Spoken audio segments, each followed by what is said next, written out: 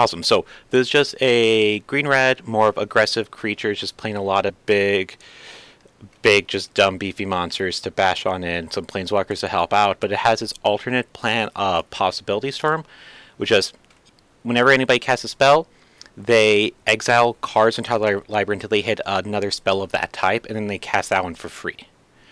It's a little bit weird because if your opponent has Teferi, Time Rattler, because he reads people can't cast an instant speed, then you can't cast any spells. So that's one thing we have to watch out for. But the main thing that you do with this card in this deck is we have our adventure creatures, which count as creatures, always unless you're casting the adventure part, in which case they count as an instant or sorcery, depending on which one they are. So we get Possibility Storm in play. We play one of... we then play one of our, I believe it's 10, between Lovesark Beach, Rorostone Acolyte. Actually, no, never mind. I guess just 6, and then because Bone Christian. But then you play one of those. That counts at that gives you your sorcery, which then you go through your entire deck. Which we only play one sorcery, which is Enter the Infinite, which is then you draw your entire deck and put one card back.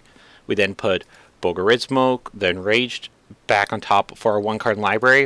At which point we play Walking Ballista for 0 mana, which then Possibility Storm turns into Bogarizmo to put into play. And he has the ability where he can discard a land to deal 3 damage to anything. At which point, because we draw our whole deck with Enter the Infinite, we just get to nug our opponent until they die.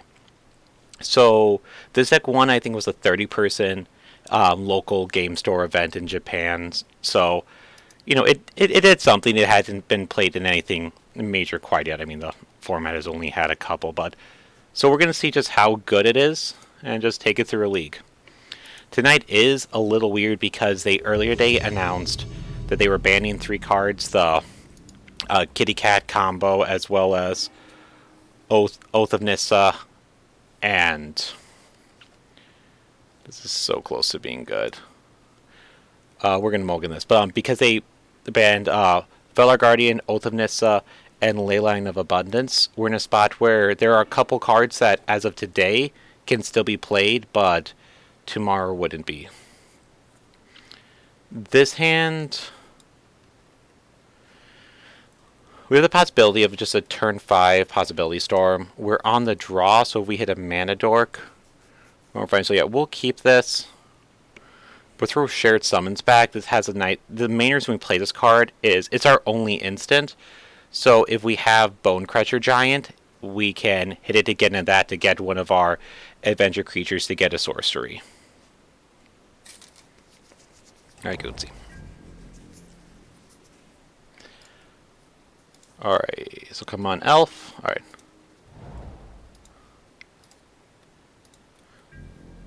Now, this is definitely a hand where, I mean, obviously, we play 8 1-mana Mana Dorks because we want that to be happening. Though, honestly, with a Mardu deck from our opponent, they might just be removal heavy enough that it could have been a blessing in disguise that we didn't get there. So we could right here play the Walking Ballista for 1, but I feel most likely, I just feel that won't actually be worth it.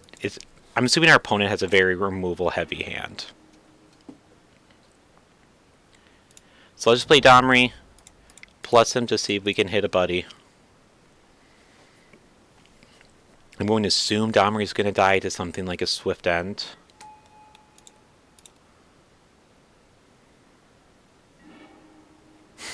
Alright.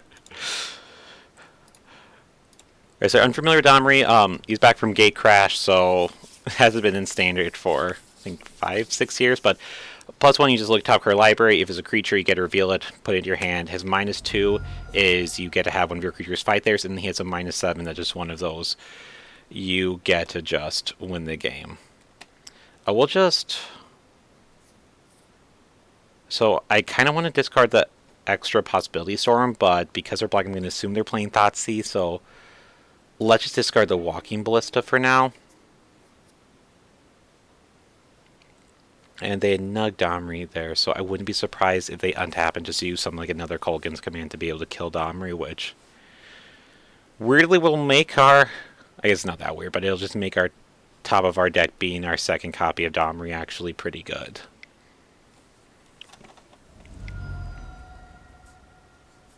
Another K command? Yep, okay. So here is real argument, I feel like, between just Kiora and... I guess here let's actually discard the second possibility storm, because we're just unlikely to actually be able to win the game with that. As far as like when that's what we're holding on to. So we'll just throw down Domri, plus him. Alright, and we'll definitely reveal Bone Crusher Giant.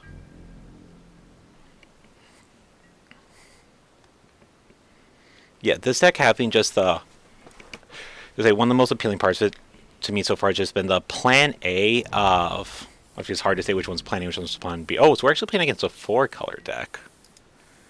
Okay, but is plan A just being this, I'm going to play a bunch of big stupid creatures, and in plan B you just have this combo you can walk into? Okay, that I like a lot more. So we're going to throw down Kiora, plus her to untap our forest, throw down Elvish Mystic.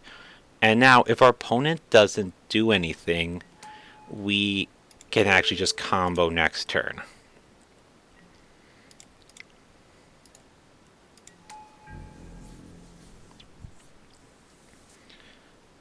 So, one thing about this deck that, as far as like, because I haven't messed at all with the build with how it was posted for the from the Japan tournament list, but one thing I have wondered about is if this Domri is better than Domri from War of the Spark, just because War of the Sparks plus to make mana just helps you the times you have Possibility Storm be able to combo that much quicker.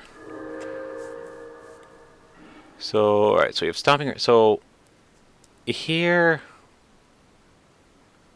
I'm not too in love with it yet. We can throw down Possibility Storm and pass, which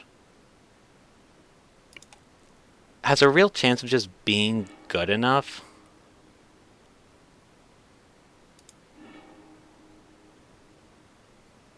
The question, so what are we to be afraid of?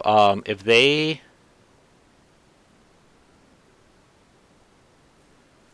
I suppose they could potentially have something like a Assassin's Trophy. That said, I think the chance of that is small enough that they'd have it that I'm fine going for it, especially because if they haven't been holding mana up, but I guess they'd want to be pressuring us regardless, so we'll take the risk of walking into the Assassin's Trophy, though there would be a good chance that it would... I feel like it's probably going to be irrelevant, because now that they have the Siege Rhino and the Clock Down, if they have the Assassin's Trophy, they'd want to be holding it open because they saw something like they saw our Possibility Storm that we discarded earlier. Now we definitely have the benefit that, because right here, unless they get rid of both Rose Throne Acolyte and Bone Crusher Giant, we will just be able to combo off next turn, unless they have that removal spell for Possibility Storm. Now, other option, of course, is if we draw the R1 of Enter the Infinite, then we can't do anything. So, alright, so they played a Glorybringer there, and then Possibility Storm turned it into another Glorybringer.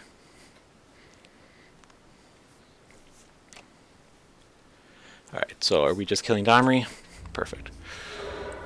Alright, not Enter the Infinite. Perfect. Alright, so Rose Throne Acolyte doing the Seasonal Ritual Sorcery. Just go through here. We will cast Enter the Infinite. Opponent does get to see basically your entire deck there.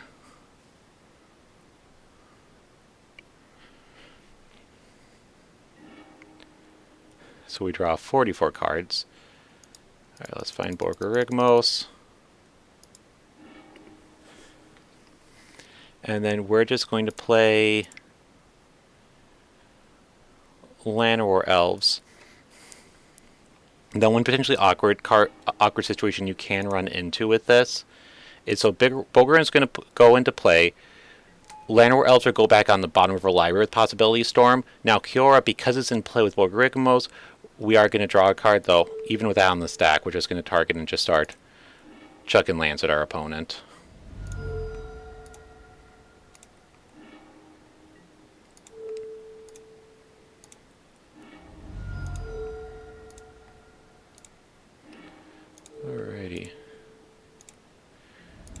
last one.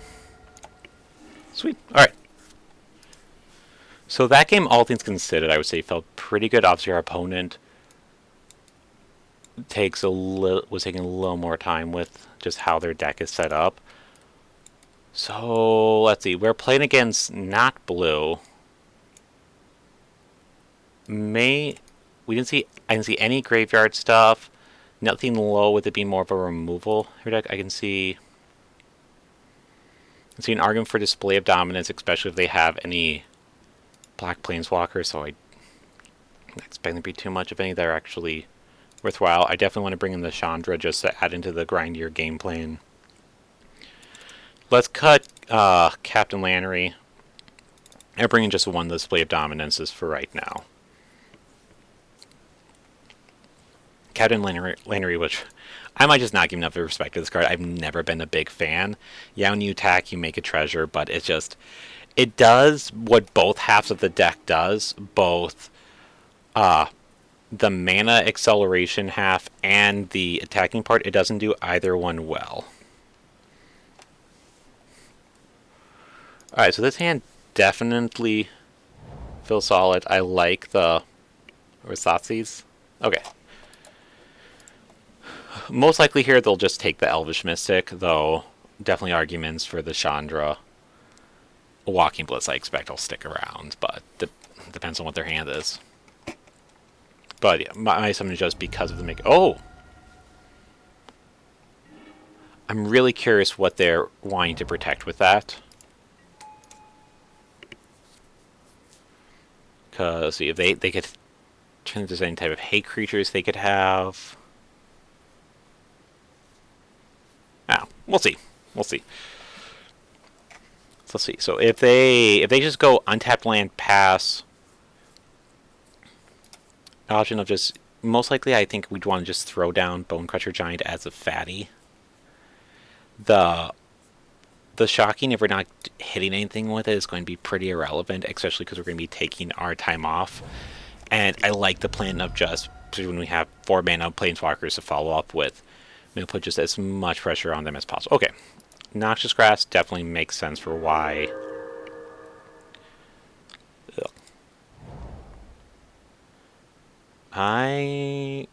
So let's just take 2 and pass back. Reason for taking the 2 is if they have a 3-mana planeswalker, then we have the ability to use double Bonecrusher to be able to just nugget for 4. Otherwise, the concept of each of... Okay. That actually makes me feel a little better about it. Hopefully... Okay. Not Dry Lands doesn't, though. Yeah, let me, let me actually see if I can throw up a list.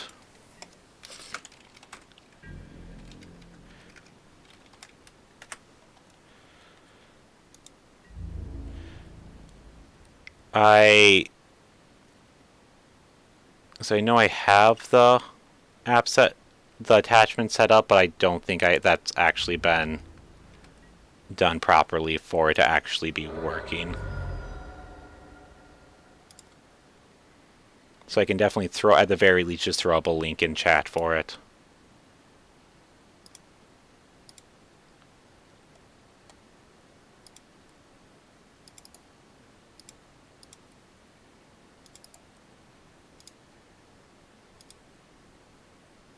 There you go. So that we can at least see what it is. Yeah, my apologies for not having it set up better.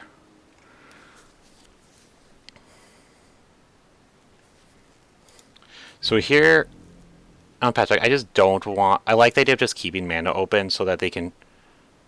If it gets here, we probably shouldn't do, because if they try the... Yeah, because they have the ability just to eat 2. Yeah, so never mind. That was a mistake. Should have definitely probably used the Lovestruck Beast to make a creature, because with them having 2 green sources up. That was me just clicking through without thinking.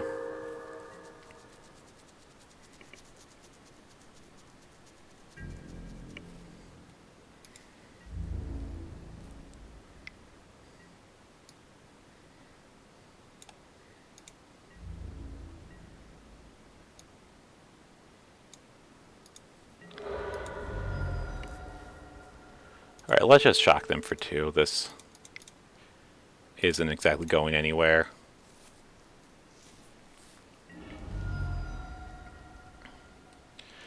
Alright. Let's make some potential chump blockers and pass back.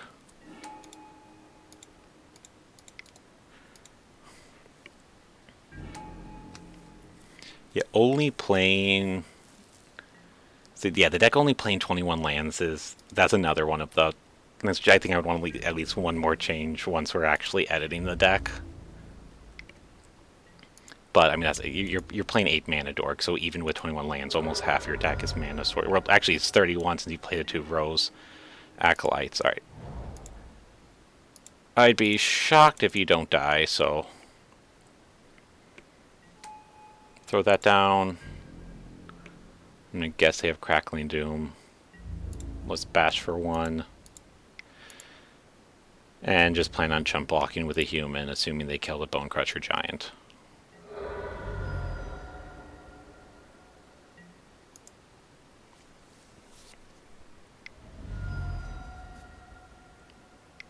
Yep, alright.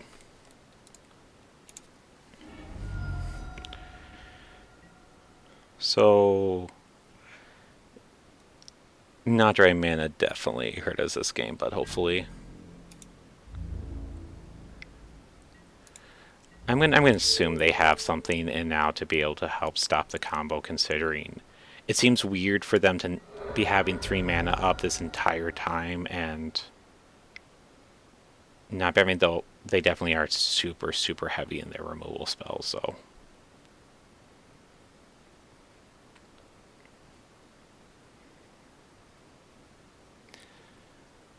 If they take... let's see. So this is what actually all our options. If we just hit a land and then we can just have Xenagos making a bunch of buddies, and we'll be able to chump block for quite a while to try and set up a situation to possibility storm combo.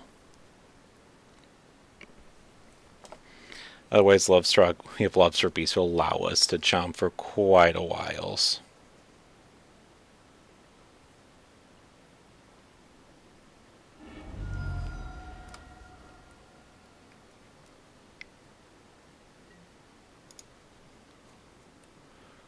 Alrighty, Python Needle. I'm gonna guess Xanagos.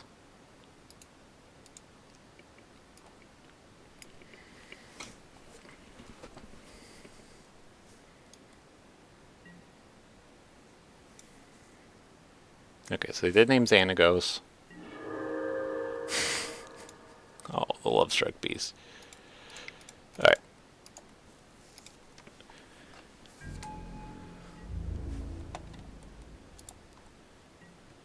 I mean, so let's see. So here, assuming they kill Bonecrusher, they're going to eat Bonecrusher Giant. Assuming they kill Lovestruck Beast. I mean, we're so close to just scooping anyway, but we just, I mean, we're a combo deck, so there is a very real possibility that if the game keeps dragging on and these are chump blockers for days is enough to buy time, we might just win.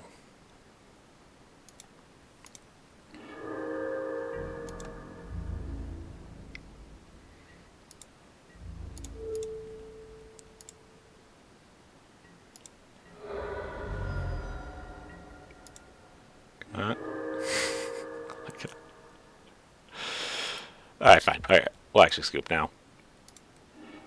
Because, yeah, at that point, yeah, we're just... Alright, so... let's just keep things as they are. I don't see if there's anything really wanted to do. Yeah, I don't think anything really wanted to do too much. The sideboard is definitely not set up for this matchup. I felt the complete lack of Veil of Autumns was another weird thing about this deck. But I've screwed up enough decks with trying to fix them that first time with the deck I want to just see what the person who actually put in the time and effort did.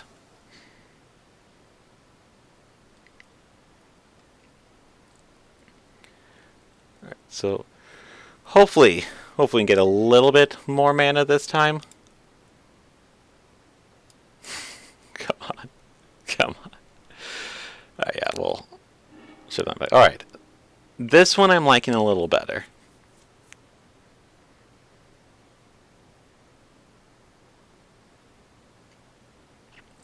So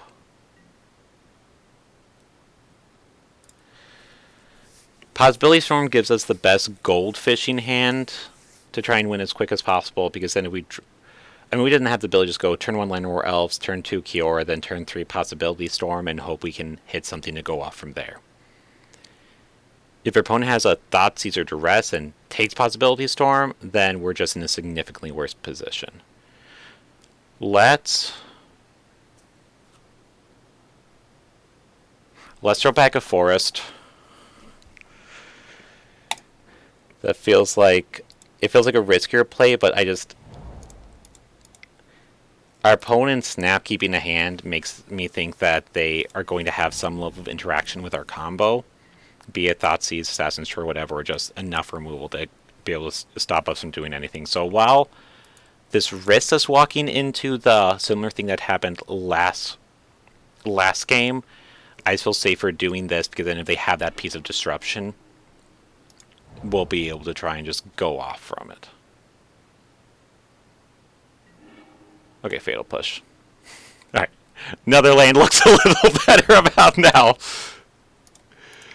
Alright. Let's make a buddy and pass. Plus side now with Lovestruck Beast is if we do hit the land next turn and can throw out the Behemoth Beckoner, then we'll be able to start drawing cards from Lovestruck Beast. Okay. So there's a Thoughtseize. That said, I think you probably take the Kiora now. No? Okay. So we are just going after the Possibility Storms. Which our opponent just completely respecting the combo and we're so far away from casting it does give us another window to try and get into this game. Because the just big, beefy, mid-range good creatures game plan is not a bad one.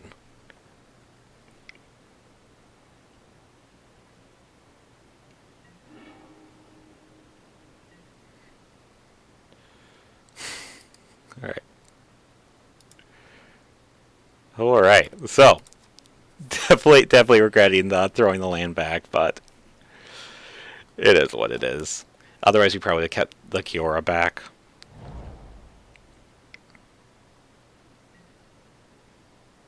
Alright, so we are just not going to be allowed to have a hand, but yeah, then taking the Possibility Storm.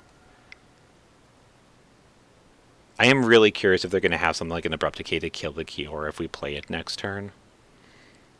Because if we get to stick around with that... Alright, land! Here! The deck is just performing the best way possible.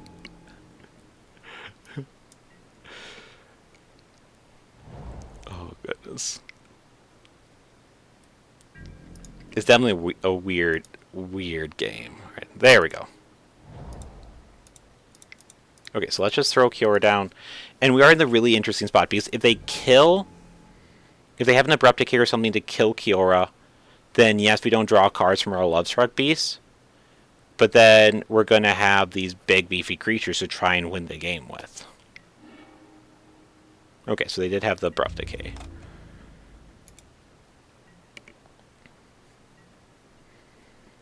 Now, our opponent being Energetic is just one bomb away from being able to put a lot of pressure. But even then, I mean, we saw Glorybringer before.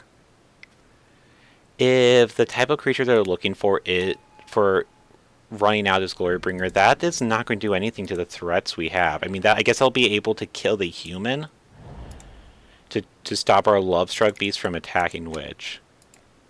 But then we're only one other Lovestruck Beast, one mana creature to being able to start bashing back in with these. So, as bad as our position looks, I'm not super unhappy with it. I mean, this is becoming a lot of the mana screwed can beat mana flood type of hands. Here is... Alright, so this definitely has the option of we can throw down another Lovestruck Beast and then start being able to bash in for 10 a turn. Or you throw down Roseruin Acolyte and then plan on playing Glorybringer next turn. I like that one better, partly just because I don't want to...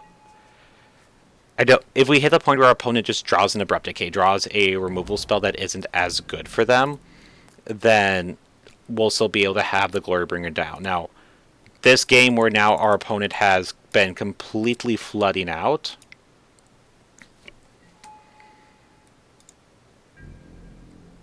I mean, yeah, so I mean, it is definitely unfortunate for our opponent because they have... what? So we have 1, 2, 3, 4, 5, 6, 7, 8, 9, 10, 11, 12, 13, 14, 15 cards, of which... So they've drawn 15 cards, of which... I guess, well, actually, that... Okay, of which I guess they only technically drew 6 lands. One of the cards they had was a Once Upon a Time that grabbed that. But... I mean, so what, they have to have something like Bantu's Reckoning that kills all creatures. Okay, so last 2 games weren't the most exciting there, but I'd say those are definitely not the best matches where each person... There's 2 non-games and we trade the non-games, but... Game one was fun. Game 1, we got the combo off pretty quickly. Actually, I guess it was 7, so don't mind me. I'm hoping we can combo a couple more times.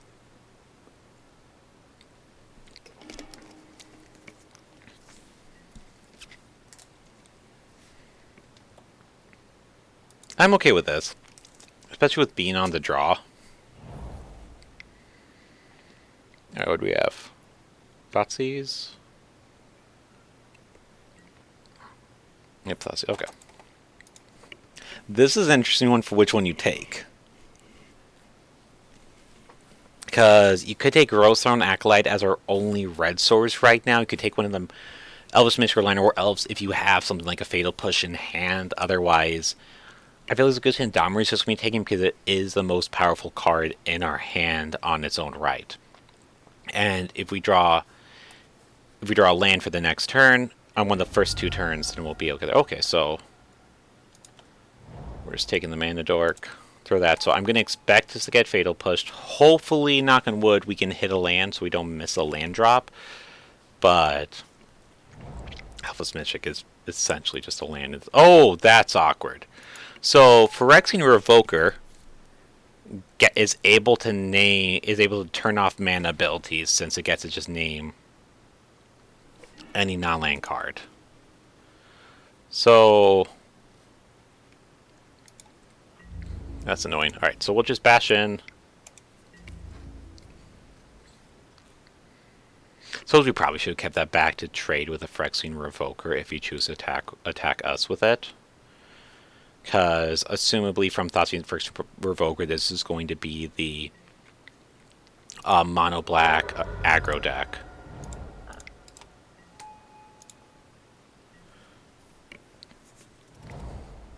Which I believe... I mean, normally I was looking at it's something like... Yeah. Yeah, this is definitely the mono-black aggro deck. 4 of the Castle Locthwains, 4...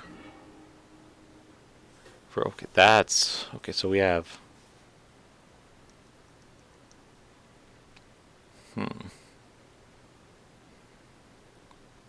So let's see. At most, if we play Cure and tap something, we're going to have 5 mana, and we have mono 3 drops in our hand. If we play Domrian plus him, he goes to 4. We'll have a block. We'll have a blocker, and then they have to throw everything at Domri or have a removal spell. They only have 1 card in hand. Another option would just play Captain Lannery or Roseruin Acolyte as a blocker. I am much more in the business of using Rosethorn to be able to just make a red mana to make sure. Yeah, because I don't want to risk. Alright, let's do this. Play Domri, because the tiebreaker for this is if what we have on top is a creature, then we're just increasing our chance of hitting a land next turn. So like that I'm overall fairly happy with. So here, if everything comes at Domri, I think I'm in just for the double block. Okay. So drain 2.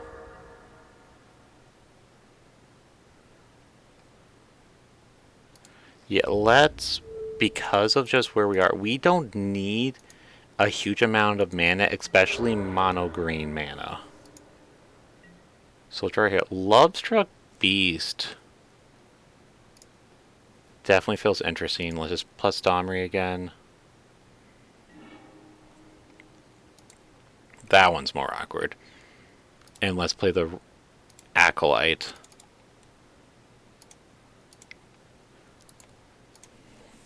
So now we're in the spot if they don't have a removal spell, which they just pass without doing anything. Okay, Kalitas is definitely annoying.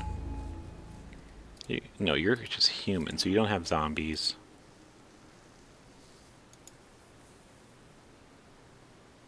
So yeah, let's make a 1/1. Play Lovestruck Beast, and then we'll minus Domri to fight the Kalitas.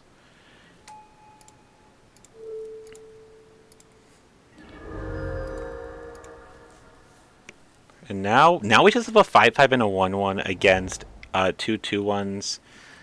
And so, oh, well then.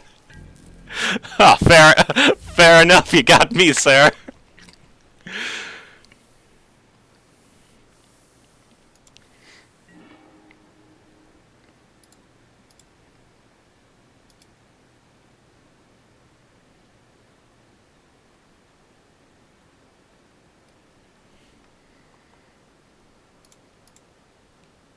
Alright, so let's start by plussing Domri.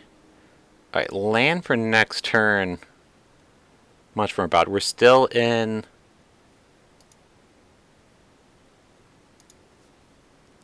So here.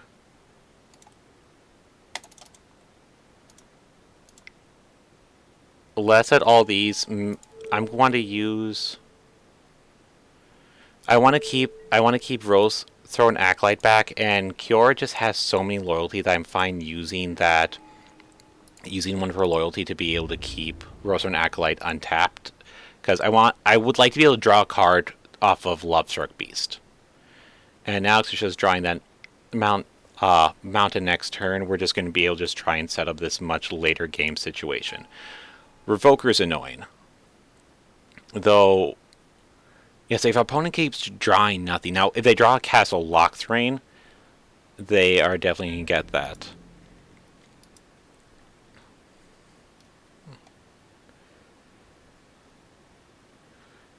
Alright, I'm looking at your deck right now, Tintus. Have you played with this a lot? I mean, it looks like just a very solid energy. Like I like Glintsleeve Siphoner a lot. That card was so powerful back in Standard. And as far as just the Chaos or Energy card right now, I say is probably one of the better ones outside of Aetherworks Marvel. But I feel like Aetherworks Marvel has the ability to be so fragile, which is how Modern currently stands. Or not Modern. Whatever we're playing. Playing Pioneer. Alright, so let's throw down a Lovestruck Beast, see what we can get. Xanagos I'm very in on. Okay, this...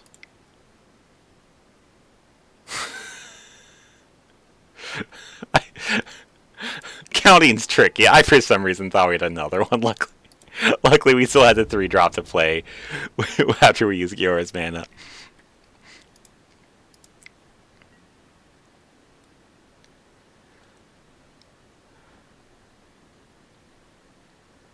Number one, number question with your deck is I see you have the Yahenni's expertise, which in your sideboard, which I'm not a big fan of, just because looking at it, you have Bristling Hydra. You can make bigger. Same with the Wicked Wolf. I mean, it dies. All your creatures die to it naturally, and so even with being able to buff them, so that'd be what you'd still have 15 creatures that you can't buff out of the way of dying to Yahenni's expertise.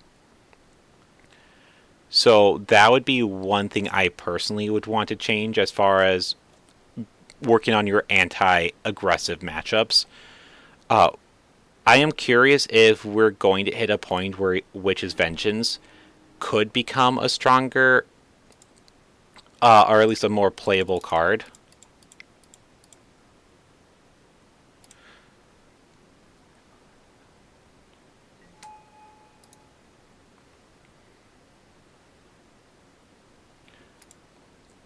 But as it currently stands, right now, because certain Witch's Vengeance has the ability to to to hit some of, because you can always choose what you're naming against it to try and minimize your impact on yourself. I mean, obviously with your deck, if you're playing against an opponent that has a lot of humans, it looks like it's going to be less likely to be beneficial. But I mean, Wolf Hydra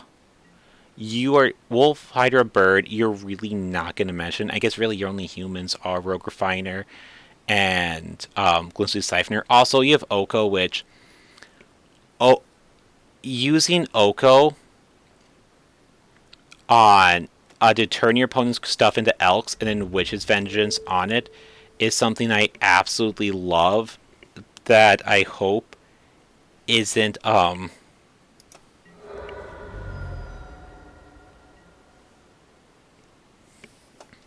uh but sorry, I distracted myself. I just love the concept of using a combo of Oko plus Witch's Vengeance to set up to a let's make all our opponents creatures elks and then kill them all. Okay. Alright, so we have Possibility Storm. So where are we? Let's start just by making a bunch of red mana.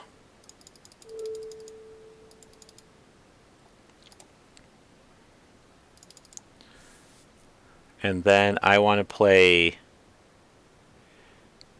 And let's play Kiora and see what we hit for our new Walker friend. We could still hit a Vivian Reed, otherwise there's such a good chance. Oh, there we go. So now, if we can hit a adventure creature, then we'll be able to win. Alright. So grab Bonecrusher Giant. Cast Stomp, doesn't matter what we target. That'll go into Shared Summons. We'll cast Shared Summons, which will snag us Lovestruck Beast plus Rosone Acolyte. Done. Play Heart's Desire. That'll go off, hit Enter the Infinite.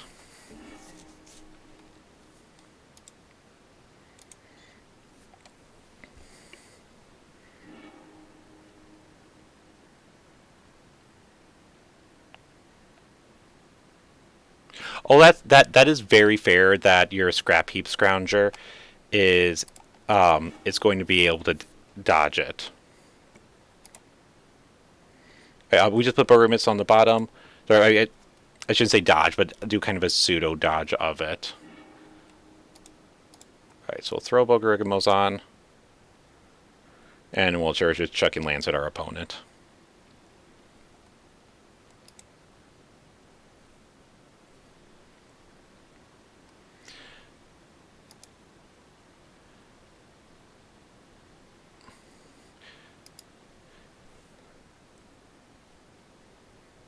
Alright, so here we're playing against Mono Black.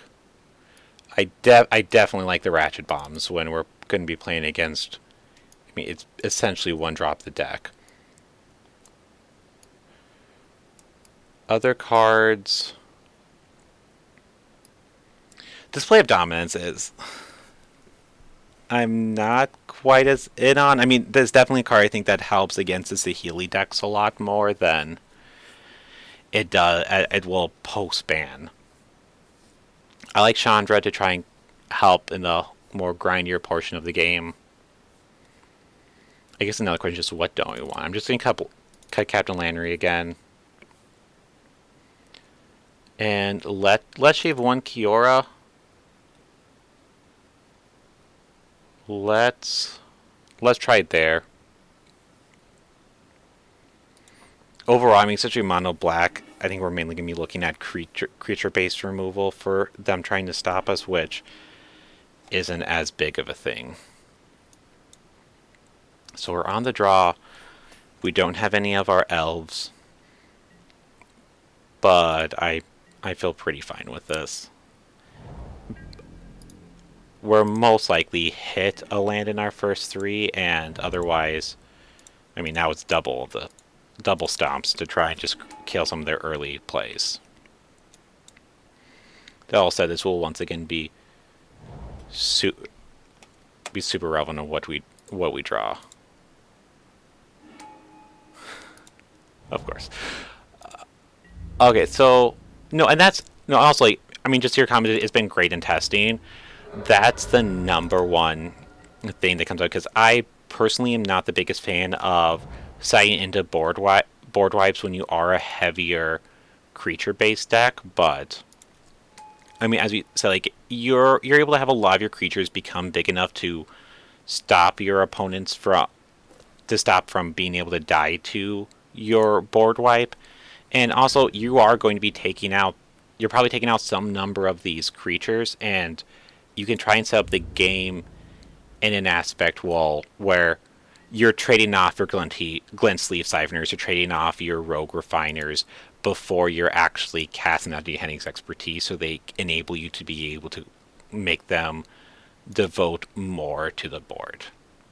And Oko's just a busted Magic card.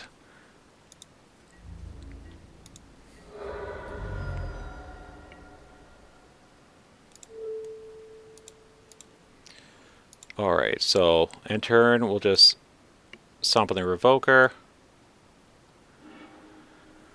Hopefully we can hit a land here.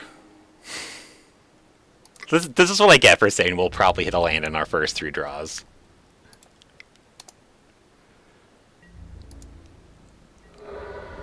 So... options here... We could just throw down another 1-drop with Lovestruck Beast. I feel like there's such a good chance our opponent's going to be playing they might be playing Kalitas this turn. Let's just pass. I feel like we're most likely going to want to just be able to use Bone Crusher Giant. And I like keeping at least one Lovestruck Beast in hand, so that when we use Kiora, we'll be able to just untap a forest with her immediately. Alright, Bloodsoaked Champion being the creature they play is definitely more annoying, because I believe they can be used anytime. Yeah, they use anytime during turn as long as they attack, so... that being what we kill with Stomp doesn't actually do anything.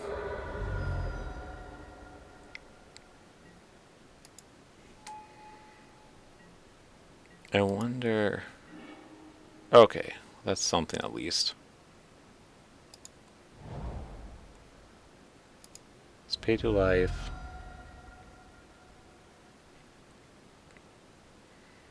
I think... so here... let's play the Kiora and see if our opponent will throw down a... because I would like them to be attacking Kiora with their Smuggler's Copters.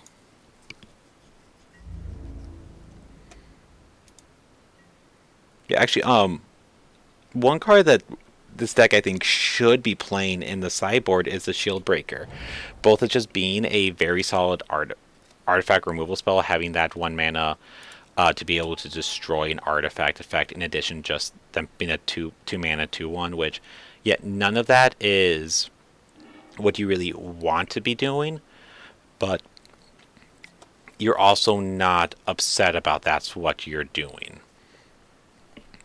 I mean, let me phrase, it's not what you want to do, but when it comes attached with just a way to just be able to destroy the creatures, that's good. And it is, I believe, a sorcery. So just having that another adventure creature to be able to be used for your Possibility Storm combo seems like a pretty valuable thing for this deck. So I'll say that's another change I definitely want to be making for this. Okay, so definitely so our opponent, where they just milled themselves still with some other Crowder, which they hit a Bloodsoaked Champion to get in. Yeah, we have 4 mana. We can, ultimately, that can't. Will that hit us for lethal?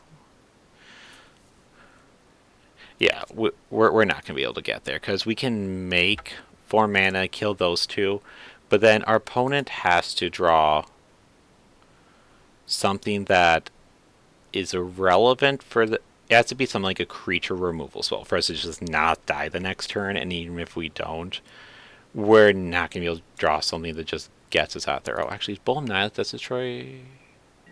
No, okay. Alright, potentially. Submit so quick, we want to check that. Alright, here. I know I shouldn't, but I'm going to. Famous last words. Alright, let's just start with the Mystic in case they have a Fatal Push. Because we definitely, with them having playing the Phyrexian Revokers. Okay, I'm gonna land. Alright, let's throw another Mystic out. Alright, don't punish us, don't punish us. Alright. This is about the least punishing Thoughtseize I think I've ever run across. I guess I'll probably take the Lovestruck Beast, which is still going to be the most relevant thing we can cast. I mean, we have even. Let's see. So, we need to be able to make 2 red for Possibility Storm and Glorybringer still. Okay, they took an elf. Do you actually have an? Okay, I have a Legion. Perfect. Like that. Make a 1/1. Alright, and now I really like where we are. There's definitely an argument there for holding back Lovestruck Beast just in case we hit another red source this next turn, so that we can play Possibility Storm. But even in that situation, we draw another red source and have 5 mana. I think we're just for sure going to want to play Glorybringer to start killing some of their creatures. And oh, come on, red mana. Red mana? Alright. I'm gonna be honest, it would not have been justice if we just drew red mana there and got there. Alright, so let's start beating in. So now Cure's great. Basically, any card that's not a basic forest is going to be pretty good.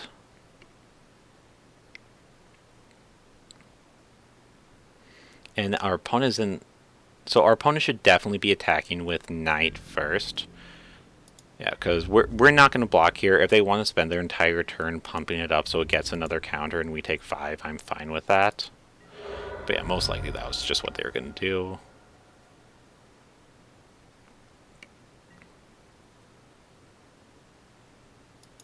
That I don't like killing. Unless, are you killing another one? Yeah, because choosing to kill the Dork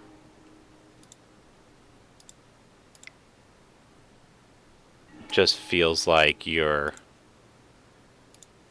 just feels like you're not really doing too much of anything. You're just caught because we still have to draw a red source to play either of these. So, which would be mana number 5. So I'm not a big fan of it. Well, okay. I'm a fan for us of them using the Noxious Grass to kill the Lovestruck Beast.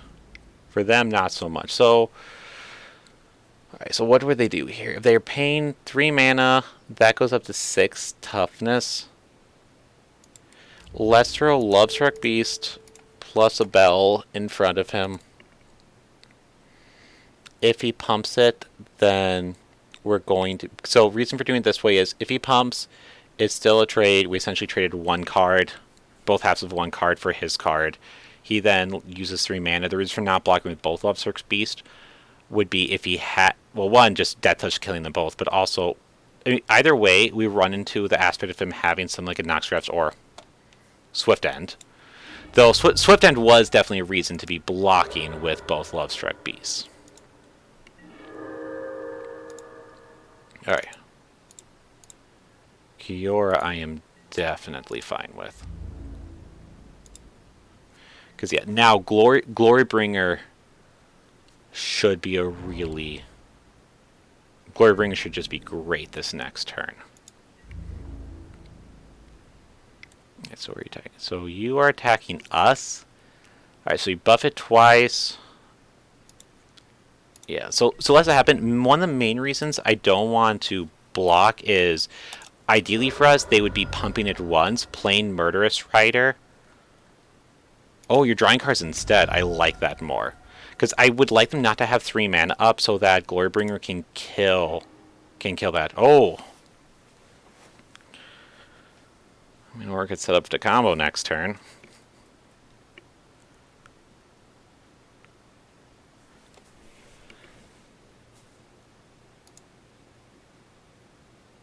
So, I guess... Oh, okay, that's fine. Alright, fine. You're right there, the real debate there was Glorybringer's a safer play, in theory, because we were trying to kill a creature, but they could also very easily have some...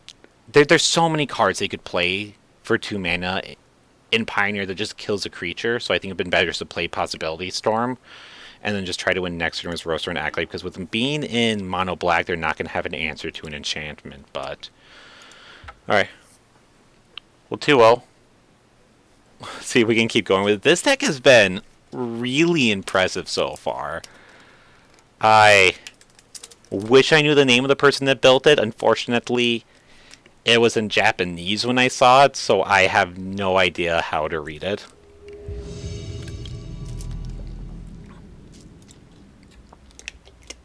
But this deck has been a... There's certain things that I like differently. I mean, as I keep complaining about Captain Lannery Storm, is just not a card I've ever been impressed with. It's one of those cards when people played it against me in Limited. If I had anything on the board, I was just more than happy that that was what they were spending their mana on. And in Constructed, it's just been even more so of that. Alright, so here...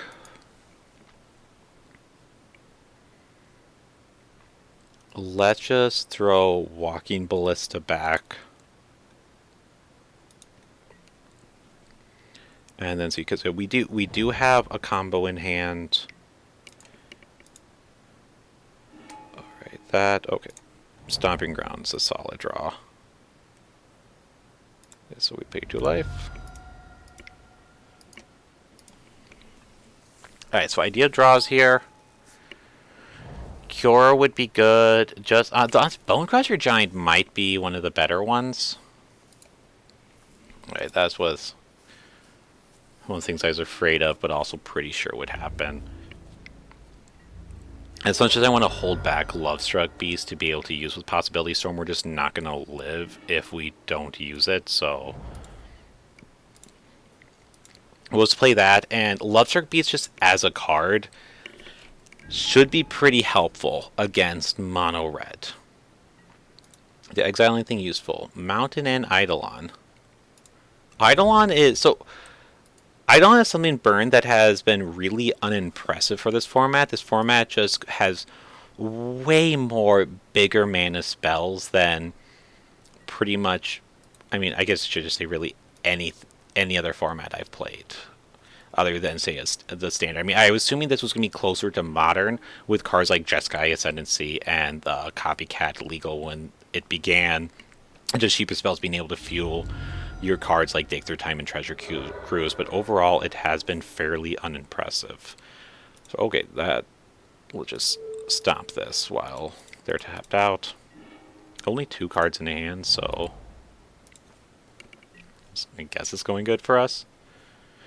But yeah, Eidolon, just when I played it in Burn, it just seemed like I was always doing so much more damage to myself. Yeah, if for anyone unfamiliar with Eidolon, it is a red for a 2/2 enchantment creature, and then just whenever you would cast a spell with converted mana cost, any player casts a spell with converted mana cost 3 or less, Eidolon of Greater Revel deals 2 damage to that player.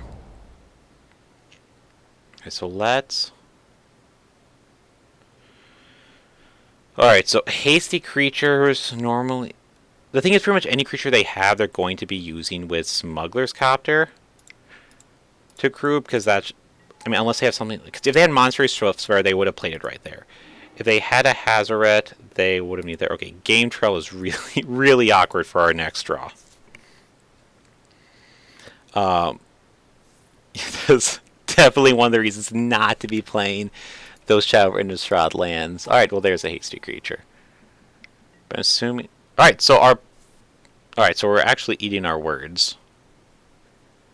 In that our opponent is... completely had the situation where we were getting punished not for playing Lovestruck Beast. And also Eidolon's potentially really good against EX. Now we're going to just go to 5. Alright, so we're just dead. Because we can't kill both their creatures. Yeah. Alright. That's unfortunate. Well, actually... Yeah, because we're just... Yeah, because we can play 1 blocker, but then we'll take 2, going down to 3, and then Smuggler's Copter just kills us, so... Alright. Womp womp. So... Definitely like Horned Nest. Just with the amount of 1 and 2 drops, Ratchet Bomb seems strong as well. I can see Scavenging Ooze being good. And now, as far as it goes, I think there's going to be... Alright. Looking for a Seam of the First, Castellanary Storms. Let's cut Vivian Reed. I want to cut 1 Glorybringer, as well as 1 Walking Ballista. I like that they're just shaving a lot of our combo pieces, so that... Because Walking Ballista is nice to have, so that we can combo off with only 6 mana, just so we have that zero mana cost creature. I'm definitely tempted just to cut the Shared Summons, but I mean, Shared Summons just really nice with Bone Crusher Giant to be able to help us combo off, but it is awkward without it. I think we'll be able to grind enough with this that I don't think Scavenging Ooze will be needed. I guess we kind of roast an Acolyte, or even a... I said we could cut a Kiora, but like let's shave 1 Domri for 1 Scooz, and we'll go with that.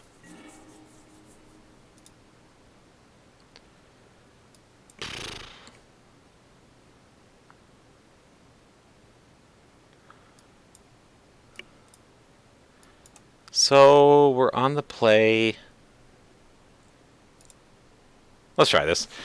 I like Lovestruck Beast against the aggressive red decks just being this 5/5 wall that they have to use multiple cards to be able to get rid of. Is nice to begin with, as well as just... I mean, just kind of... It makes your 1/1 as well, which, I mean, granted, it's only going to be a chump blocker. But also, even though we had shaved 1 of the Glorybringer, so we drew the remaining 2... Us having 4 mana, if we hit something like a land... Speak of the devil, then if they don't remove Llanowar Elves, which, granted, they're almost assuredly going to, we just have the ability to go turn 4 Glorybringer and just start taking over the game. So depending on this goes, Okay, so Swift Spear, I assume we're going to have one of the million shocks they play. Alright. So let's just take the 4 down to 16. Alright, Game Trail, reveal basic mountain.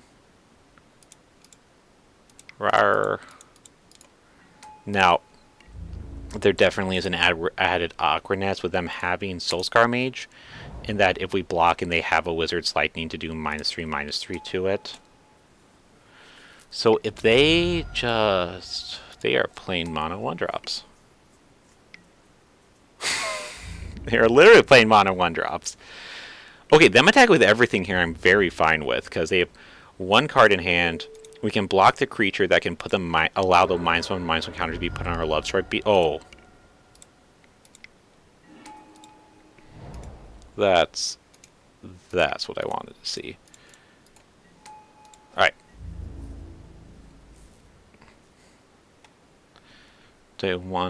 Let's attack with one human. I want to keep both the Love Strike Beasts back, but realistically, if they attack with everything, then we're going to assume they have some type of removal spell. Let's go block, and I'm fine with chumping. One, because I don't want to... Because if they, say, point a 3-mana burn spell at us... Okay, so they are actually using it to kill the Love Strike Beast. Okay. So yeah, we just traded 2 cards there. Alright, yeah, let's just stomp. Do I actually want to take... Yeah, I mean, we're just so... We're taking over this game. So we'll just play that. Bash in for 1. Only reason to not bash in for 1 there, as far as like what would make us regret it, I think of right now would be if they just go Hazoret. Just because then, well, we're just going to have to choose to take that or not. You're taking out the one. Okay. So again, and that's another spot right here. Them killing the human so that our Love Struck Beast can't attack just feels like, I mean, yes, they are buying themselves time, but I mean, ultimately, like, that just... We still have this 5/5 wall that they're not killing. Alright, so could definitely play Bonecrusher Giant, but let's just throw out the Glorybringer. We'll go Exert, swing. Yeah. You know, I could very easily see the correct build in this matchup just being to completely remove the Possibility Storm combo and just plan on just going for just a very fair, all my creatures are bigger than all of your creatures. Alright, so they're going to play a Soulscar Mage, we'll play the other Glorybringer, or they'll just scoop. Okay, so as far as what we could bring in,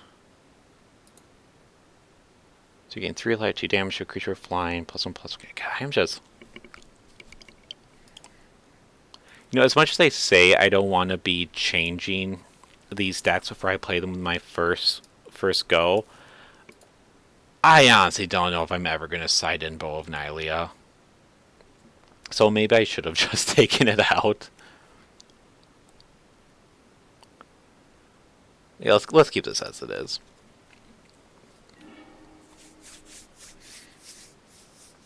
Alrighty, what do we have here? So...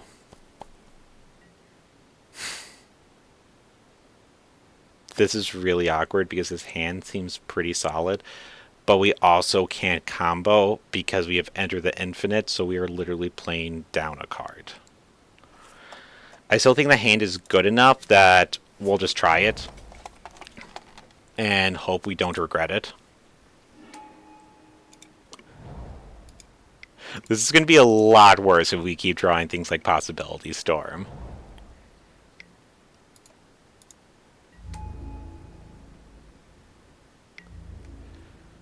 Alright, so them having... yes, I don't want to just be going... Just be using the Bonecrusher Stomp into them buffing it with a spell. That said, here, now that we're in the end of turn, I'm fine with it.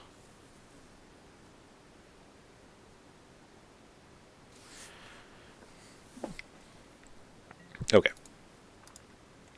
Kind of expected that.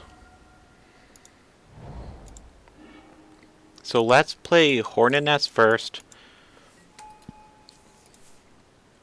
Actually, does Hornet Nest not work with Soulscar Mage? Yes, instead. Okay, that one I probably shouldn't have done. Yeah, that's actually a really awkward interaction. So hopefully it doesn't cost us. Because Hornet Nest needs them to be dealing damage to it, the concept of it being instead you get that is just super. Alright, so luckily we're fine so far. Let's throw down Bone Crusher and just pass back. Yeah, this has been, we've getting all the combo pieces. I swear, we actually cast Bogarigmos this game.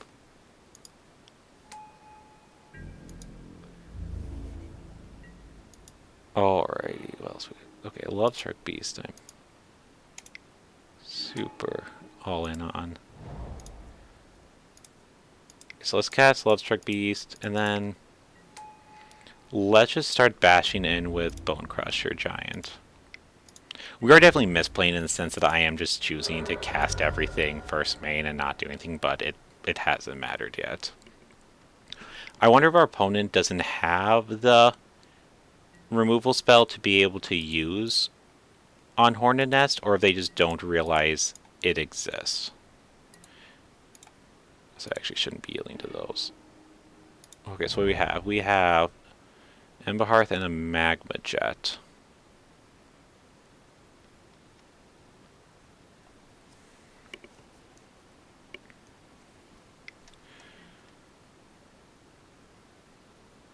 Okay, so yeah, that is targeting the Hornet Nest, so yeah, I am. So they did not have a burn spell before this, so I'm going to assume there's no burn spells in their hands. That is just so awkward that that's how that functions.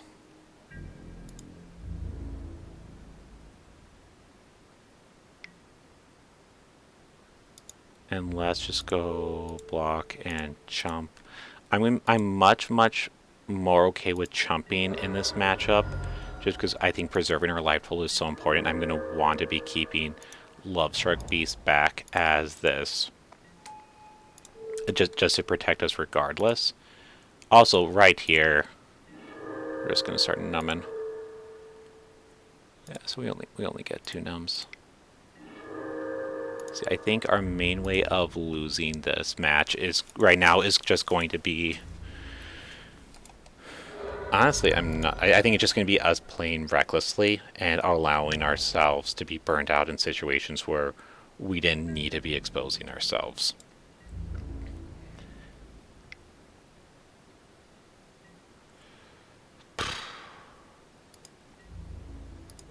So I'm going to assume they have a deal 3 damage spell.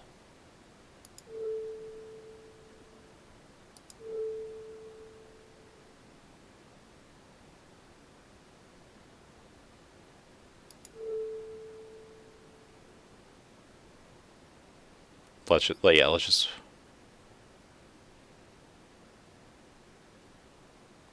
Because we're at 13. What happens? They kill that, then we can eat that to go to 5. Otherwise, they kill that. Kill. Yeah, no, let's do that. Because even if they kill the Scamgy News right here, then we still we still kill their Soulscar Mage. We still have our 5/5 back to be able to block. Okay, so yeah, that part's not going to matter too much. So I want to eat the sorceries because we do know they have Gitru Lava Runner. Did we bring in the other skews? No, we didn't, so it doesn't actually matter. Okay.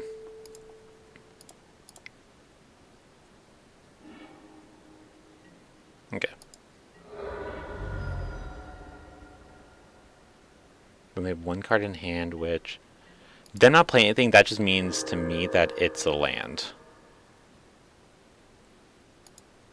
So we will bash on in for 4, keep the clock going. Kiora, how far away are we from being able to? We're one land from Bogarigmos. So as long as we don't draw the other game trail, we'll be able to play Bogarigmos with the land. Alright, so sacking Ramp Runes.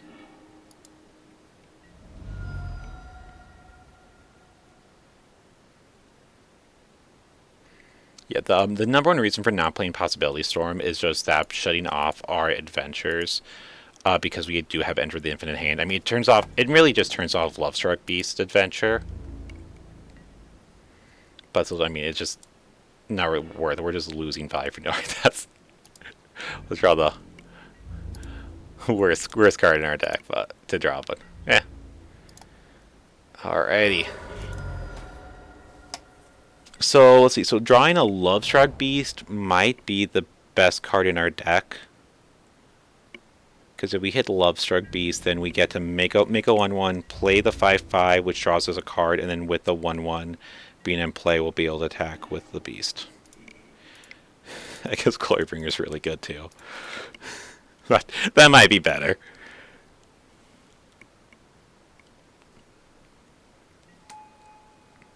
All right. Alright, yeah, so Hornet Nest,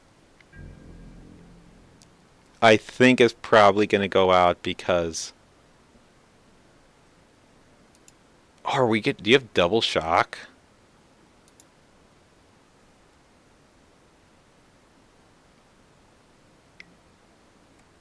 Okay, Shock and Wild Slash.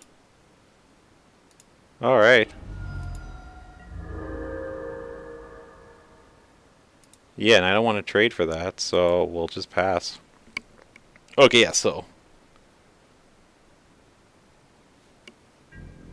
Okay, so Glorybringer was a really good draw for drawing both of those out. Oh, speak of Lovestruck Beast. And with them having one card left in hand, they basically need something like a 3-mana thing to kill the Bone Crusher Giant. So, the Lovestruck Beast, draw a card. Swing in with both of these.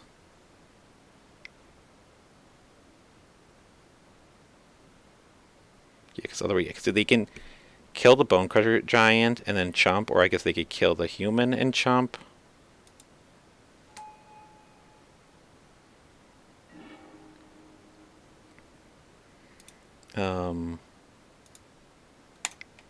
Yeah, I'll just play this. That just makes it so they don't have a choice. They have to kill the Bone Crusher Giant if they do have a 3-mana spell. And that makes it so that deal 2 damage to the human doesn't summon. Alright, sweet. So we are 3-0 with this. I really, really like this deck. I think this thing has so much potential.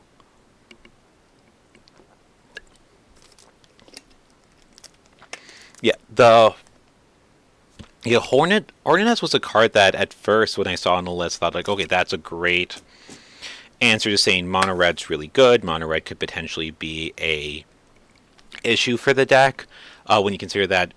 I mean, like, you're only playing 21 lands. You're relying on your eight elves to be able to make enough mana for you to really play a lot of your games. So also, just being able to play that card on turn 2, I really like.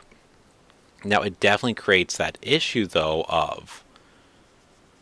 I mean, just the concept about Soulscar Mage, which is seeming pretty universal in these mono-red decks, just between being a 1-drop, being Soulscar Mage, or sorry, being a Monster Swiftspear 5 through 8, while also turning on your Wizard's Lightning, which is potentially the best burn spell you have in Pioneer, means that, I mean, yes, it's just having that to be able to, you make your sideboard card from being from being probably closer to a D. I mean, suddenly you're just playing this O2 that they can just, any one of their 1,000,001 mana card just gets rid of. Ooh. We're on the draw. I want to keep this so badly, but I know I can't. We'll be disciplined. Alrighty. Is this a hand where I should keep Lannery?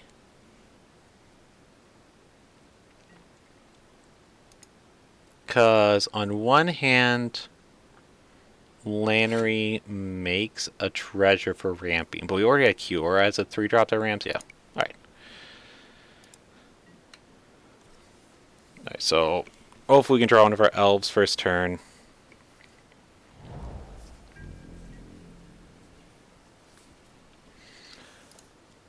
Oh, though, of course, if we're playing against a deck with shocks.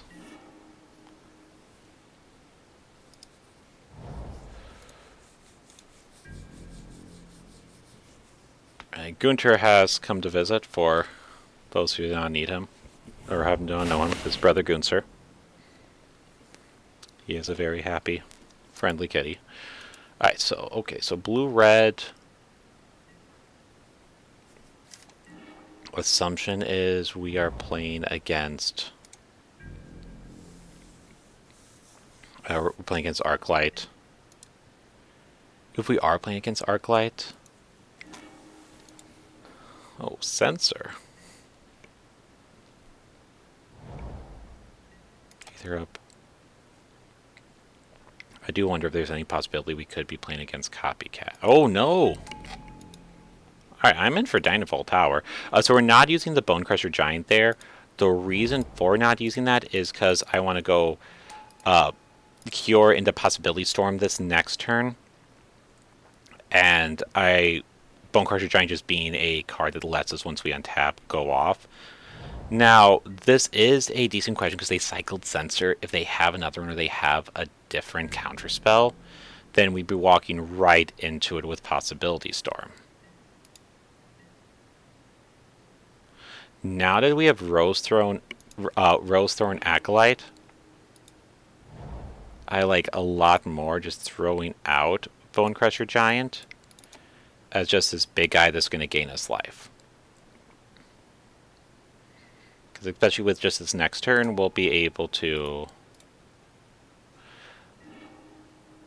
we'll be able to use play a land, and then we have Kiora on top of that, so we'll be able to both play Possibility Storm and go off. The only real downside we are running into with this is, I mean, one is just they're playing Glimmer. If they draw a counter spell now, then that they didn't have before, then that means they might have an answer that they didn't. Other one is we got to draw from playing Bonecrusher off of Kiora, and we'll have our draw for turn. And if we draw Enter the Infinite, then we don't get to win.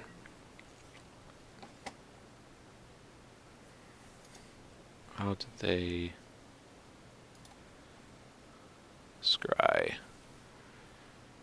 Okay, they put both on the bottom.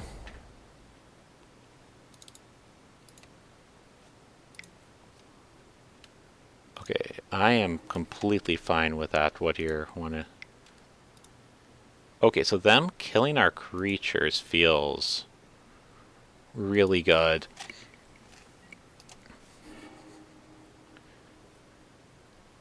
So we have to use Cure regardless to make our second red. So let's just do that, and yeah, I'm in on just trying to go for the combo here. If they do... Let's see, if they do have the counterspell... Okay, so that's going on second from the top. Okay, so commit seems completely fine for them to be using. Now, it's a little awkward because we can't just go Domri next turn. And because we know his plus is going to see that and not do anything. Love Shark Beast I like. Alright. So play... Lobsark Beast has just been an all-star. I've been really impressed by this in Pioneer. I mean, obviously it's only been 3 matches, but 5/5 is such a relevant body. You're bigger than what pretty much everyone else is doing in this format. I mean, and just on top of that, I mean, he's just a good creature, Brett. Alright, so I want to plus Kiora and throw down the Walking Ballista for 2. Main reason for doing that is we have the Rosethorn Acolyte to use with Possibility Storm regardless for this next turn. If they are going to use Commit to Memory on their turn, which they very well might if they don't have an answer to Possibility Storm, and even if you don't know the combo, some people see it and it's just very aware if you're playing that card, you are not trying to do something fair.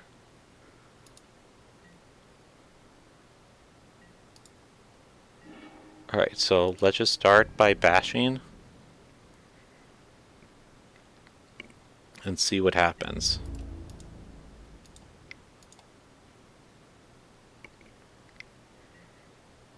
So we've Harnessed Lightning to kill the beast.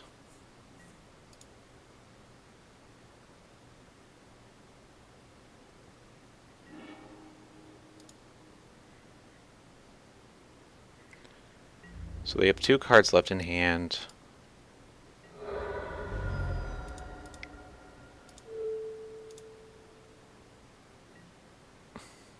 So far, I think everything but mana we've seen from this deck was legal at it's legal during standard at the same time. Alright, resolve, please. Alright, do you have the counterspell for the Enter the Infinite? Because that... Alright, sweet!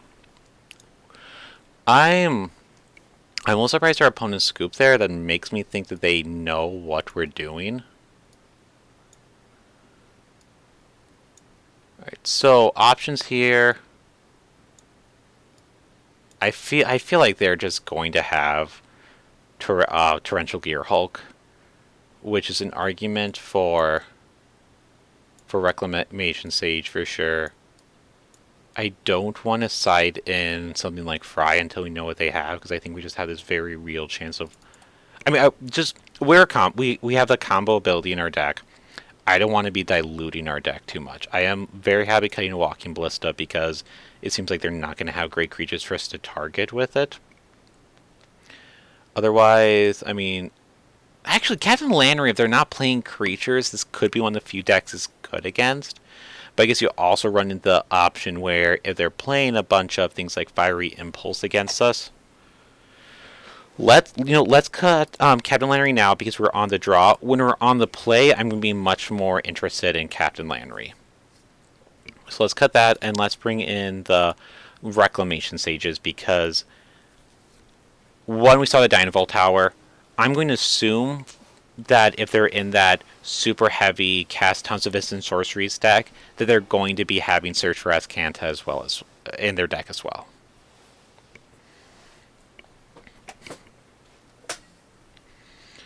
Alright, I'm in for Molo getting this.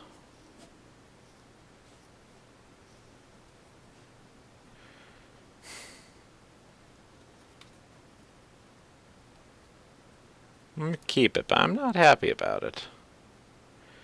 So, Rosethorn seems fine as trying to ramp us into Vivian Reed. I kind of like having Reclamation Sage in case they either go... Because both Search and Dynavolt are very reasonable early turn plays, and Bone Crusher just being a threat for us to put on pressure, though it's kind of... I think I'm going to put the Rosethorn Acolyte back. We're on the draw. The chance of just being able to hit... Because we need two mana sources instead of 1, but I think we have a high enough chance that the Rosethorn Acolyte, if that's what we're doing on turn 3, wouldn't be surviving anyway. Let's see, they seem like they wait a bit before paying 2 mana, which I'm just going to pay no. Say no. I think there's a possibility they might have something like a shock, but we'll see. Alright, so none of that. We could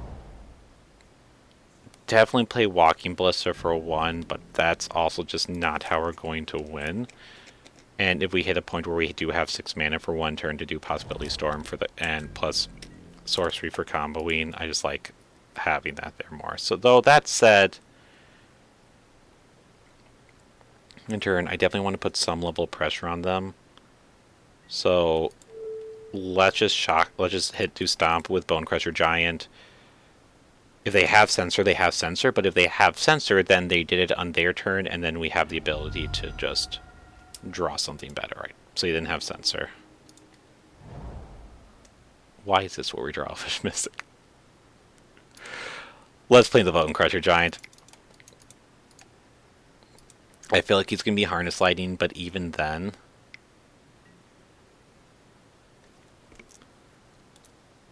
do we want Bonecrusher Giant back?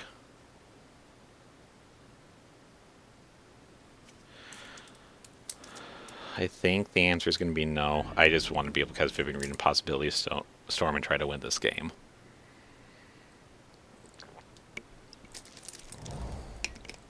Anything with counter spells makes me wish we had Veil of Summer all the more. Of course, we're going to regret siding in these Reclamation Sages. Alright, so let's play Elvish Mystic and pass. Assume he'll die.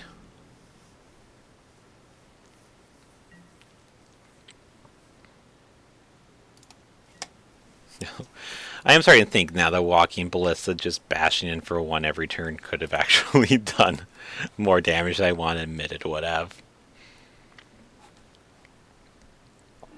I don't feel great about where we are because I'm assuming our opponent is going to be having a number of counter spells in hand. Alright. Dynamite Tower. So it's 5 for it. If they have Aether Gust, that'll be annoying. But let's just throw down the Reclamation Sage. Because I'd much rather them counter this than Vivian.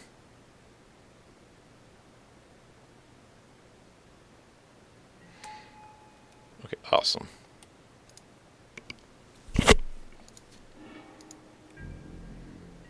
Now, the evidence argument for one reason playing Reclamation Sage first main here is to make sure just we are able to play around Censor.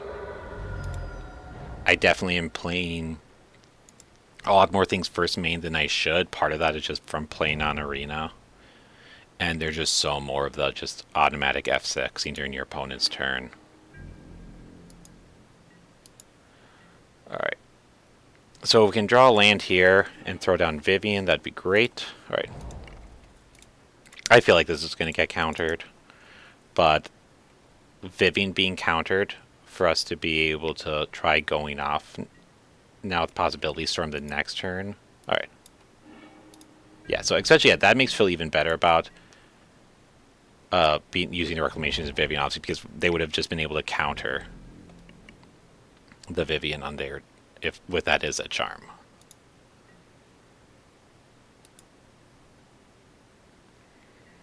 So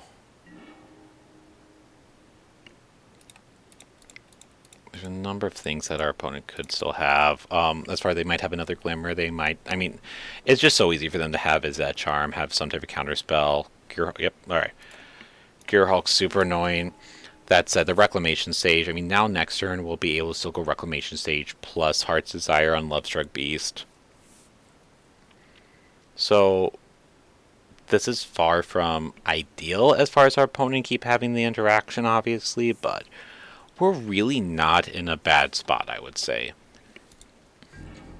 And this, I mean, as far as this compared to all the other combo decks that I've played in Pioneer, has been just a hugely appealing aspect of it, because the other game plan of just, you're just playing big 5/5s. You're playing this value mid-range that deck that you have. You definitely have some bad cards. I mean, don't get me wrong. Walking Ballista is not great in this deck, whereas other decks it's absolutely insane in. But that said, you also hit the spot where all your cards are respectable. And Reclamation Sage does another great spot here where if they have a counterspell, there's such a good chance that they just have to kill it. I banned for life. Thanks for joining chat. So we're playing Possibility Storm combo. Okay, I'll be honest. I like that play from them a lot. One of the main things that I'd be expecting them to do with that is, yeah, Ben, if you want to send another possibility combo deck list, I'd be happy to look at and potentially play it. Most likely, it won't happen tonight. It's 11:40 where I am in Iowa, and I was kind of figuring after this league I'd be hitting the hay. I have a 2-year-old that's going to be waking me up at about 5 a.m. with daylight savings time, making her wake up a little earlier than she otherwise would. So, but no, yeah. What all is a possibility combo based off of? All right, so oh baby, if they because they return Gearhulk to the top of their deck, and oh no, they changed the rules, did they? Okay, there's a really weird rules change where they made it so cards with how split cards work, and I can't remember now if uh, you can still cast memory off of Gearhulk or not. So, don't want to attack into our opponent. Now, I am going to plus Kiora, I mean, starting with 7 loyalty is just so much, and I think it's worth playing around Censor.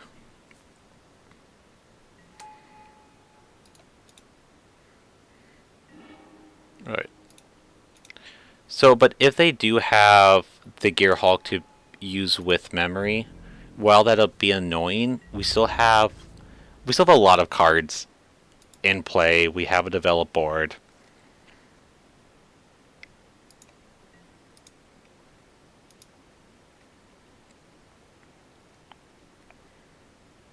Okay.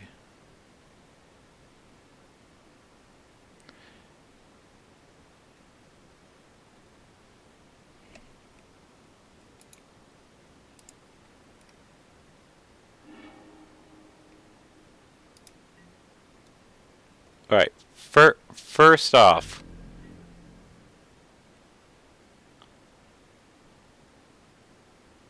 oh I remember like the one of the mayors like this 2 color deck came up is that this one won a smaller event in Japan.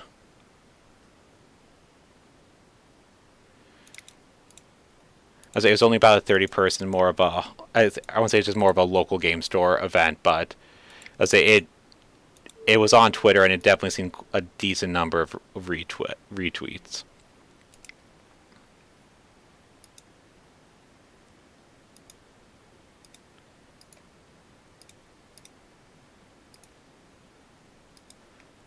I'll say Ben Philip, I just threw the list back up in chat for you.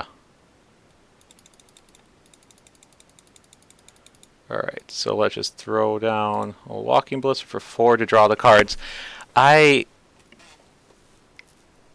assuming we're going to see... Okay, they're just disdainful stroking. I guess I'm fine with that.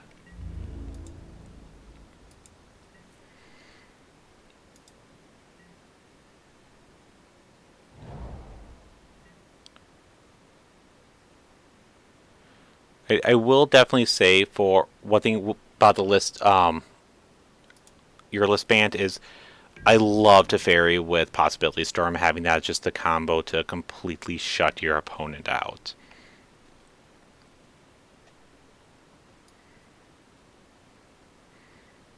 Let's see, Fae of Wishes is...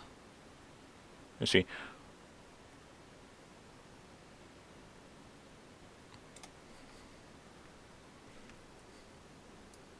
Yeah, have there been any bad matchups for the 4-color deck you posted?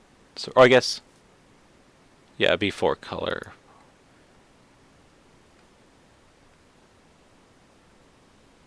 Yeah, so yeah, the control matchup I'm still not 100% sure on for this deck.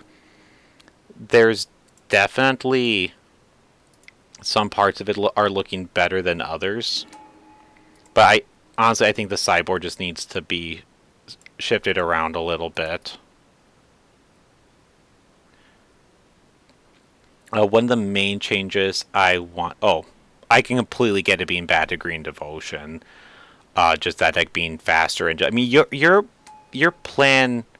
I mean, if combo's plan A, your plan B for this deck being just lots of good beefy creatures. Your beefy creatures are just not going to be as good and beefy as theirs.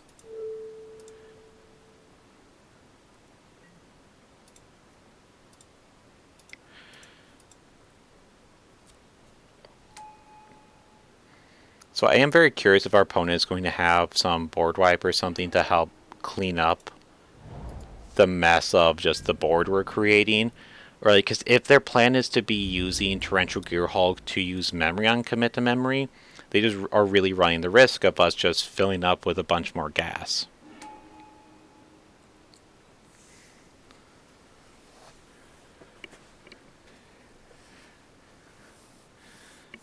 I guess Flame Sweep kind of does it.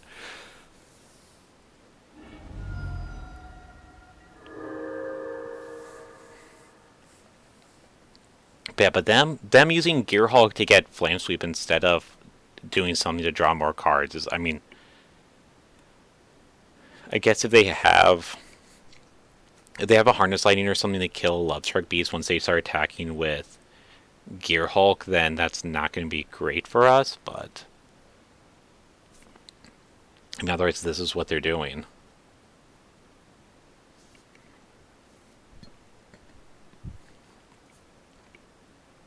Alright, so we're at 6, so we're still need... Alright, dig through time's a little annoying. Yeah, I'm assuming we're probably not winning this game.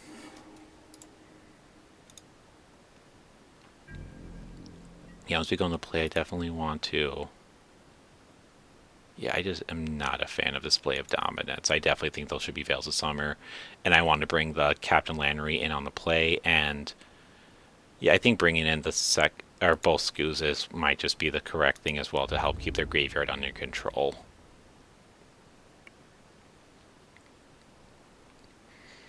Alright, so if they don't attack with Gearhulk, then... Okay, so they are attacking Gearhulk.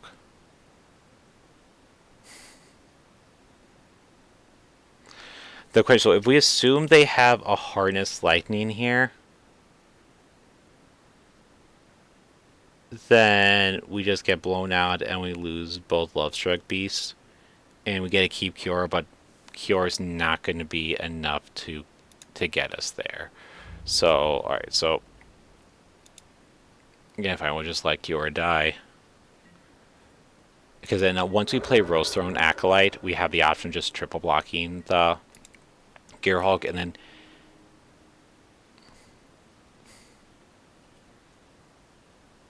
Does that change it?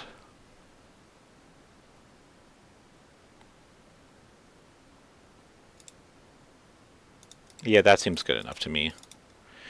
This also just eats any counterspell they have. But once we play the Rose Throne Acolyte and we... Okay, is this the Harness Lightning? Alright. Anyway, sorry. Because you say if we play the Rose Throne Acolyte and then we triple block the Gearhulk, then we just make sure we get it through a single removal spell.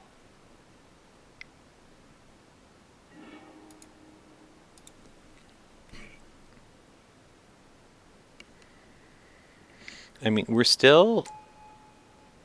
So we're still in a spot that if they don't have a counterspell and we can top deck one of our Possibility Storms, then we'll be able to win.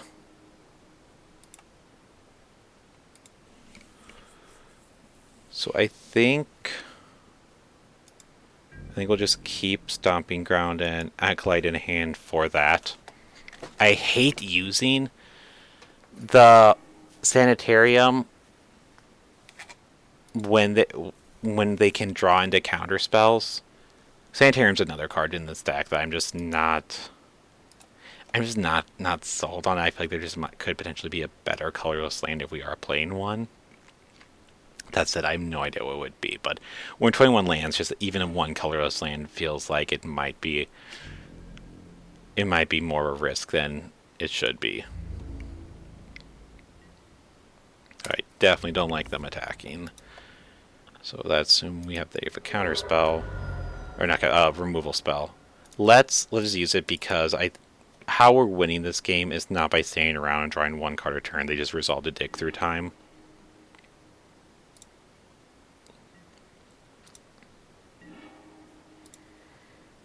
So let's throw down Kiora.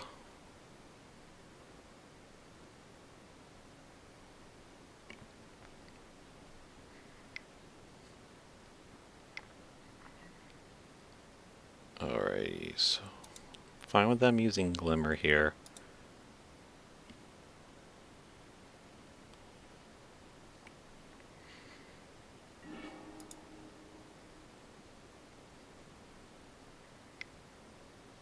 If they use a count, yeah, I am perfectly happy with them using a counter spell on it.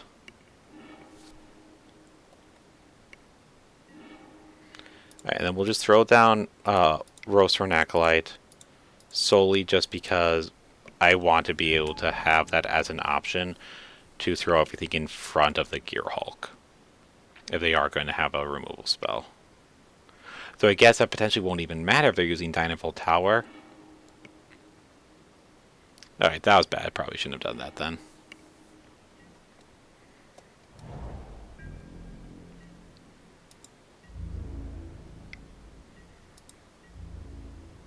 So I'm going to double block because I am curious if I might have misread if they don't have a Harness Lightning and they're just playing on trading this plus one use of Dynavolt Tower for both. That said, we're at 10. We're not going to... If we just take it, they're just going to kill us with Dynavolt Tower activations regardless. Alright, let's just... We're not going to be able to get out of here then. Alrighty. So I'm a little more interested in Captain Lannery now that we're on the play. I've complained about the card much. It's just something I'm not a fan of. That I think it could be worth trying for it right now. I'm also wondering if some of these cards should potentially be shaven as far as combo pieces, and we have the more mid-rangey planeswalkers. Record so far is 3-0 with the deck. So, I mean, all our matches have been 2-1. None have been runaways by any means, but none have really been bad. Let's try Captain Lannery. Let's give it the fair shake before we cut it after this. And not post the Scavenging Ooze, but it also is the situation, but I don't know how long of a game we actually want to go into. Let's cut Rosethorn Acolyte. Let's shave 2 of the Bone Crusher Giants. Yeah, I just only want to go 2 into the Scavenging Ooze plan. Our opponent isn't going crazy with their graveyard by any means, and we also just... They aren't providing food for the Ooze. Why do we always get to enter the infinite when our hands look fine otherwise? Alrighty, so... We have... Turbine Elves into turn 2 Lannery. I mean, if we get attacked with Lannery 4 times, we can legitimately cast Enter the Infinite, which is exactly not a game plan we should be going for. My instinct with this matchup is we're more likely to win because we combo off than through playing the fair game. This isn't like when we were playing against Mono Red last round.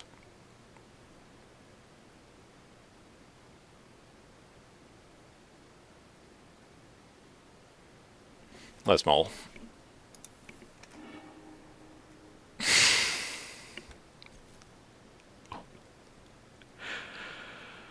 Oh dear.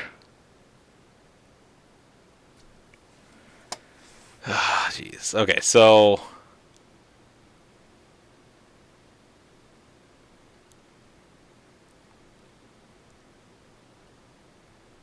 I'm trying to think of the best way to do this. If I was just a stomping ground, I'd be so much happier with it. But even then, I mean, if we don't draw a land in the first 2 draws, we're just going to be so... It's just going to be possible to win. Alright, let's see how good this is with the London Mulligan rule. Alright. This seems better. Granted, I know saying it seems better is potentially not saying the most, but it seems better. Let's cut Skoos, and let's cut Kiora. Captain Lannery should be able to get in for a reasonable amount. And that's going to also just hopefully make sure we get the treasure so that we can throw down Chandra on turn 4 regardless. We also have the ability, if we hit an elf here, though they did just shock themselves, that we'll be able to throw down Chandra on turn 3.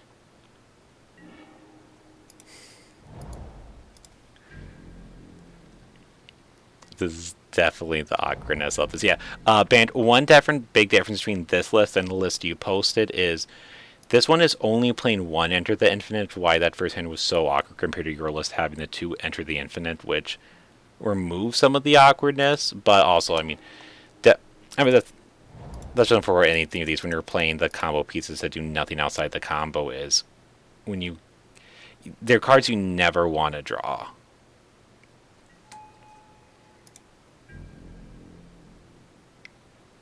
Alright. Alright. I'm gonna say that my instinct on Captain Lannery might have been right. Alright, they are stuck on 2 lands. So we'll completely risk running into the Censor.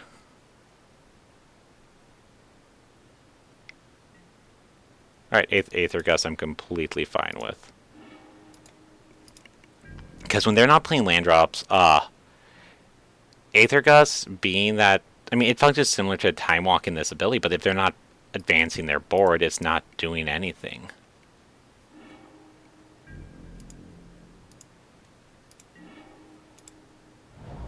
Alrighty.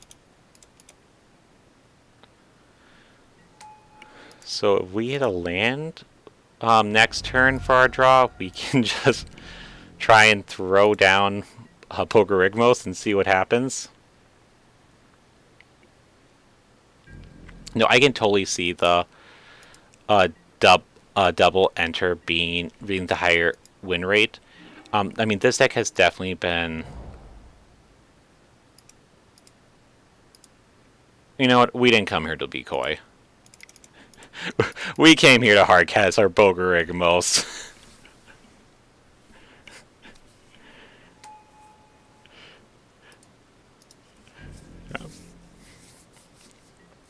This...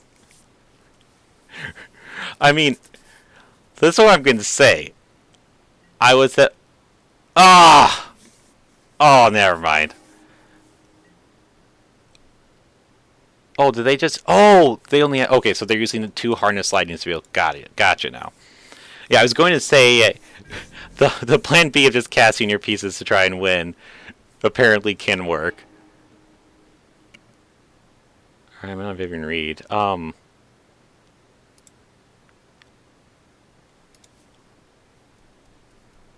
mean, there's really no way we're going to play something that's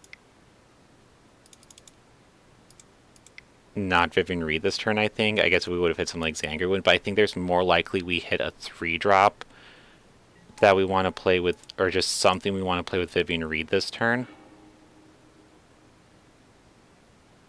Yeah, so let's grab Lovestruck Beast. I guess that still, we're not going to actually play it for 3 mana this turn. Oh, wow.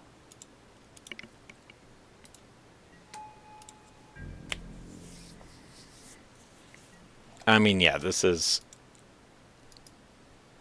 I can't act like this is a skilled victory. Absolutely everything that could have gone right did go right that game, other than the mulling to 4. Alright. So yeah, let's see if we can go... See if we can somehow go 5 over this deck. This deck has been... It's felt so much better than I thought it would at first.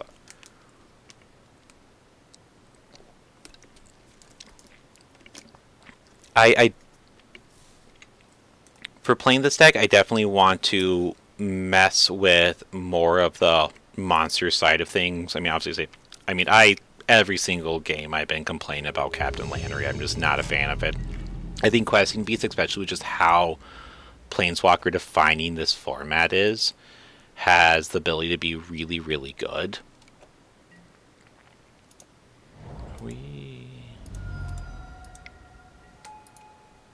We are a mana or a couple things. We need another source of mana, or we need. So if we play out all our Elvish Mystics,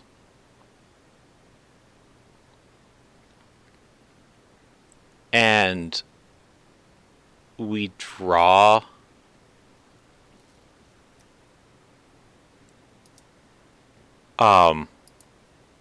we played all our mana dorks, and then we draw a adventure sorcery, we're going to be able to get. I mean, that just wins. That's a turn 3 kill. But I also feel like that's just being really unnecessarily greedy. So I guess if we do Bonecrusher Stomp, we're just slowing ourselves down so much. So yeah, let's just throw out our mana dorks. Because realistically, they're not going to be able to kill us turn 3. Yes, they can use. They can potentially sack Hope of Ghirapur, which is, very far from ideal. But I mean, if that, though, I guess if what they're doing is sacking Hope of Ghirapur, then they're not killing us super fast. I also think they just threw up the deck list. Excuse me. Yes, unfortunately, my deck list add-on is not working right now. All right, I'm not seeing Urborg in these. Oh, is this a Kethis combo?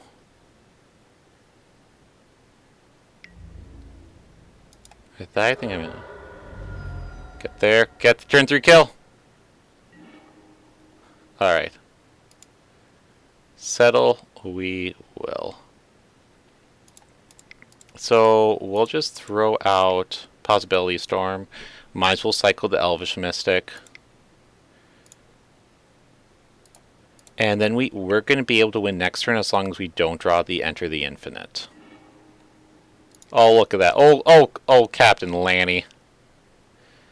Being able to make a treasure and do basically nothing else.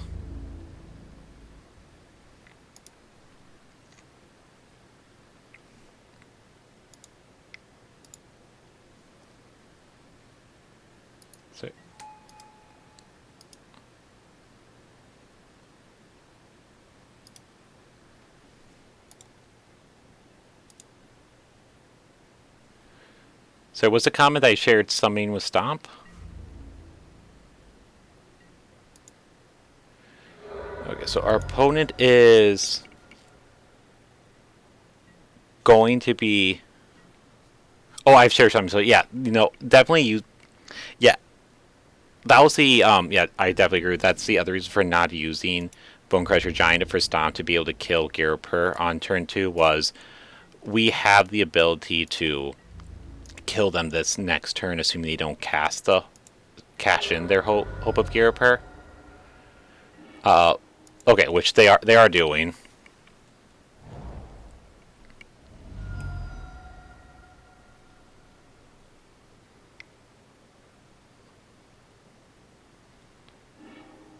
All right, so they have Kethis.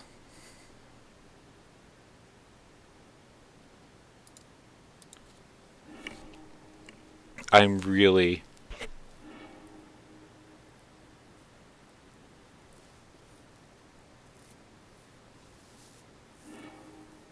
Oh, I didn't have to turn 3 kill. It was because if we drew one of our 6 sorcery adventures, we were able to kill on turn 3. But I thought we were going to have to potentially settle for a turn 4 kill. But apparently, our opponents, being the fun police, and not letting us do that either.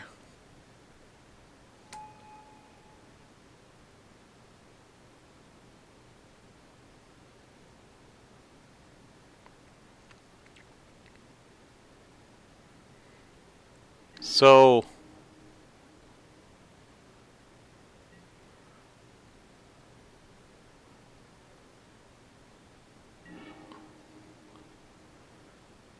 Yeah, let's just play land Bastion with Lanny. And we'll pass.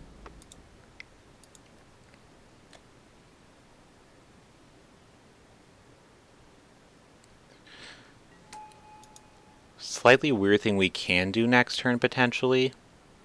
Which might be... But basically, if they were...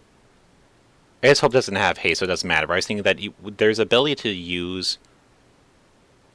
Never mind, I'm overthinking. I'm thinking about being able to use Bone Crusher Giant on their turn as an instant to try and start comboing up, but we still have to cast a sorcery, so... Never mind me. Yeah, but I do definitely like the concept of just using the Stomp on their turn just to get the shared summons out of the way. Though I do think there's also an argument for not using it on their turn, just because that's going to dilute the number of cards in our deck to increase the ability that we draw the Enter the Infinite, which means we're not being comboed. I guess we draw the shared summons. So it goes from being a 2 out of 50 because we couldn't draw the shared summons either. So it'd be 2 out of 50 compared to... Would be 1 out of 47. Yeah. So okay. So it would definitely be right to cast Bone Crusher Giant on their turn here.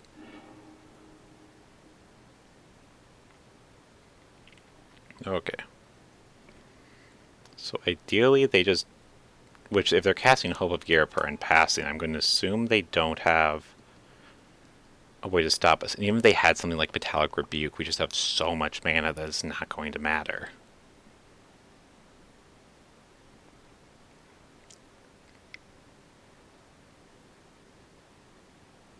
Another Imp, sweet. Alright, so...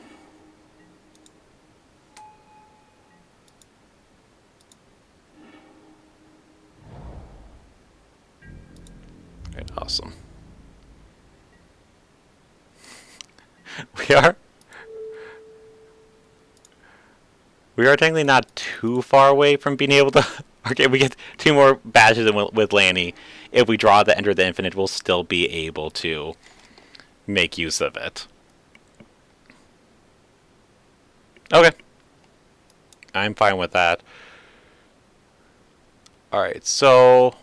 We definitely want Fry to help dealing with Ecletus. Scavenging Ooze for sure.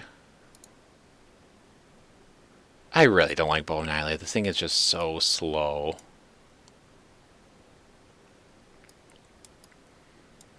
I think there's a... I have no idea if Reclamation Sage could be good enough in this deck or not. In theory, I guess Mox is a very real card that they can be playing. So they're going to be playing things like Mox Amber, Hope of Ghirapur. That could be relevant enough, but I also don't want to be slowing us down too much.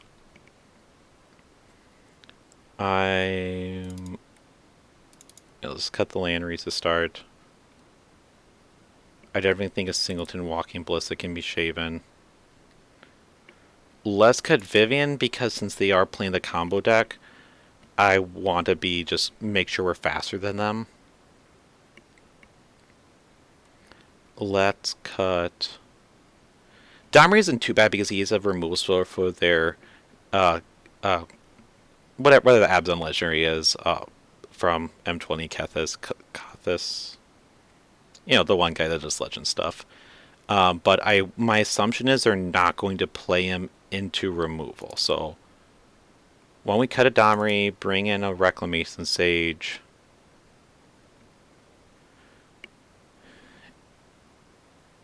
And kind of cut a Rose Thorn Acolyte. Let's just try this for now. We'll leave one Reclamation Stage in the board and see how relevant it is in the matchup if we hit a point where we would like to have it. Look at that. Possibility Storm. Unkeepable. Or Enter the Infinite, I mean. So I think, oh my goodness. Alright, so let's mull that too. Alright, this one. This one looks a lot better. So... Definitely caught Skoos.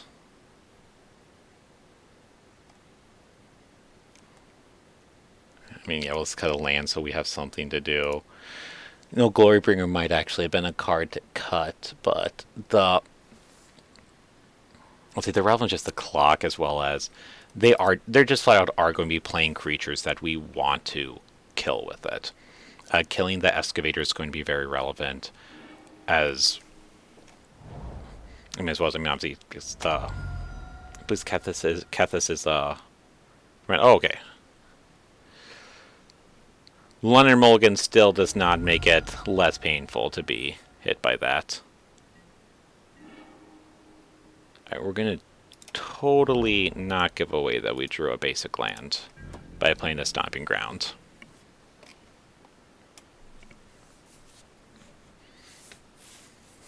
So alright. Plus side of the double Thoughtseize plus Mana Confluence start is, you know what? Yeah, let's screw it. Let's just throw that down for 1. Start the beats. We're not going to play it down for 2 anytime soon, and even if we did have the mana, we could just use it to pump it. I was thinking, we are 4-0 with this.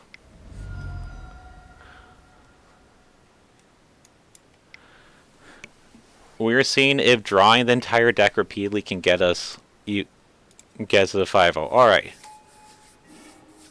So Keth is similarly knowing. If we, though... I mean, at this rate, we're going to keep drawing lands, that maybe we actually will be able to just throw down a Glorybringer and kill it. And they do not have anything going yet for Kethis, and the double Mana Confluence draw has been really painful for our strategy of just throw down all stuff. Oh, Oko's annoying. Alright. Just don't need food. It's okay. We wanted to be playing Elks anyway. So what we signed up for. This Bone Crusher. I mean, if we play Bone Crusher, he just becomes a 3-3. Maybe he'll just become a 3-3. Oko will go to 7. So let's just pass and plan on pumping the Walking Ballista. Then if we draw the land, we'll be able to able to throw down Glorybringer and attack. If not, I mean, if Walking Ballista going to a 2-2 gives us the option of being able to use Bone Crusher plus removing both counters from Walking Ballista to be able to kill Kethis. That's absolutely not what I want to be doing, but I mean, it's just an option.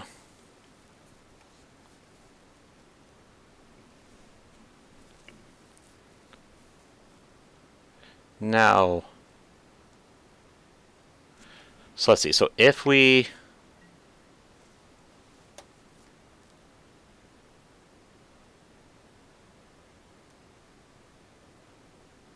Okay, this makes legendary creature cost 1 less. That's why it only costs 1 mana. So we had... Okay. Well, that just seems solid.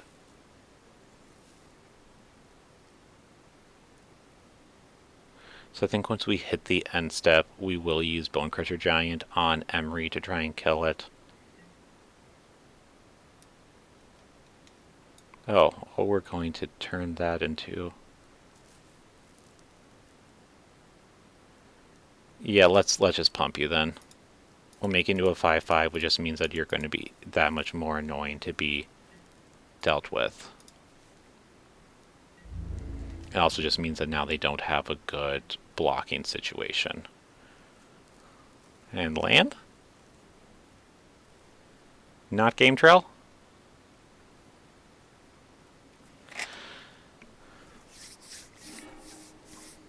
Okay, so... Wait, playing Fibblethip? Oh, okay, we're just chaining Emrys. Gotcha.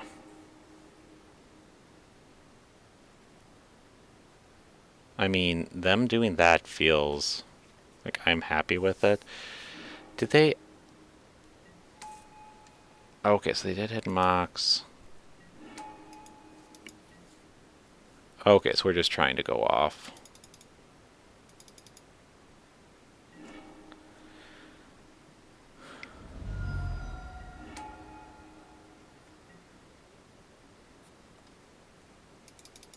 We did not hit another Mox, it looks like.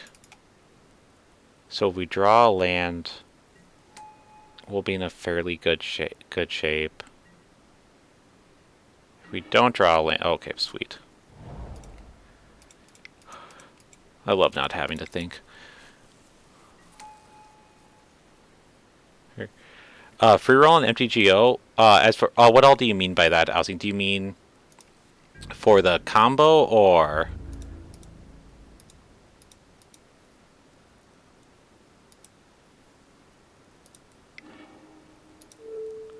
Alright, so let's kill Cletus. And we're just going to just ignore Oko.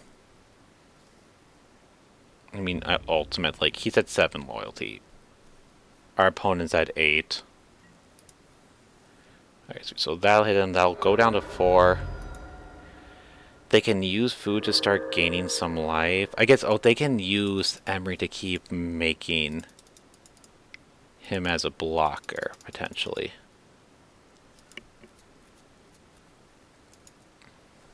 But actually, so if they tap Emery to be able to play... Okay, but I guess if they also have Lazav, that might change things. Look. Okay. Oh, duh. Duh. You make 3/3s. God, I hate Oko. Oh, paying for events. Yeah, so unfortunately, MTGO works much closer to Paper Magic as far as you have to play in everything you enter in. Outside of just there's open free play. So that's the league we're playing in costs 10 tickets, which 1 ticket just equals $1. Oh! Oh, we gotta kill them with Stomp! Sweet. But MTGO works just like the secondary market for paper for Magic. So you have to get the individual cards, but I mean the downside of it means that it's the expensive it can be the expensive hobby that paper Magic is. The plus side is that you can make money from grinding. So once we stomp our opponent here, we're going to be we'll get some treasure chests that we'll be able to use that we'll be able to sell to bots to be able to actually paper. So yeah, here, one play point is the equivalent of 10 cents. So 150, we just basically got $15 to enter into future ones, and these treasure chests you can sell for about like $2.36. So made money playing Magic with what worked out so much better than I ever thought it would. Yeah, I'm definitely going to be playing with this deck a lot more, I think. Garage Sanctum was fine. I'm not super into it right now. Hey, Dipper. Okay, stop. Let's not sip in the mic.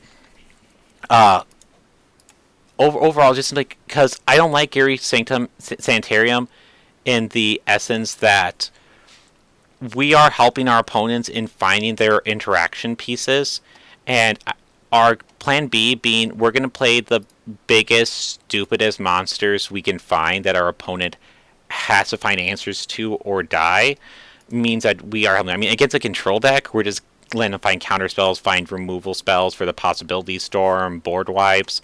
So I'm not sold on this. Also, I'm always weird someone playing cards like Gyre Sanitarium, because if our opponent has Narset in play, then it just becomes more awkward. Granted, we can still use it on their turn and it's not a big deal. It's not as annoying as if our opponent has Teferi, Possibility Storm doesn't do anything. Which, hey, Elsing, thanks for following. But, yeah, so I would be, say we got it was Banned for Life, threw in deck list earlier for a 4-color version of this deck, because just the ability of using Possibility Storm with Teferi Time Raveler to make it so your opponent can't cast anything is highly appealing to me. So, yeah, there's a couple directions I want to try out with this deck, see what I like, what I don't like. Right now, I mean, this deck just as it is felt really great.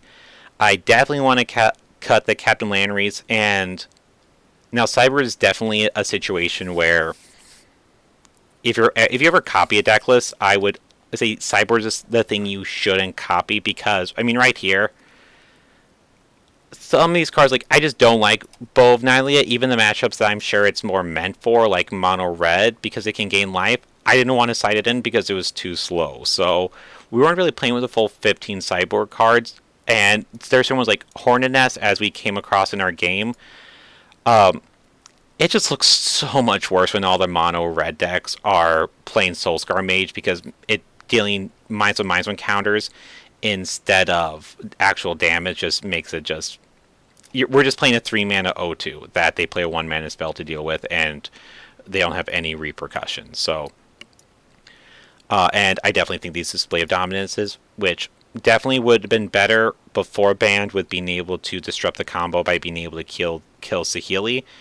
I think just making those into Veil of Summers will improve the deck a lot too. So, yeah, no, this was sweet. If you're looking for something fun, I cannot recommend this deck more now. It just, both Plan A and Plan B were very, very solid, and this is far exceed expectations, as I keep rambling about. But anyway, thanks everyone for watching. I'll say if you want to follow, I'll say feel free to. Otherwise, you can find me on Twitter at MockSquirrel. Otherwise, just thanks for watching and have a really great night.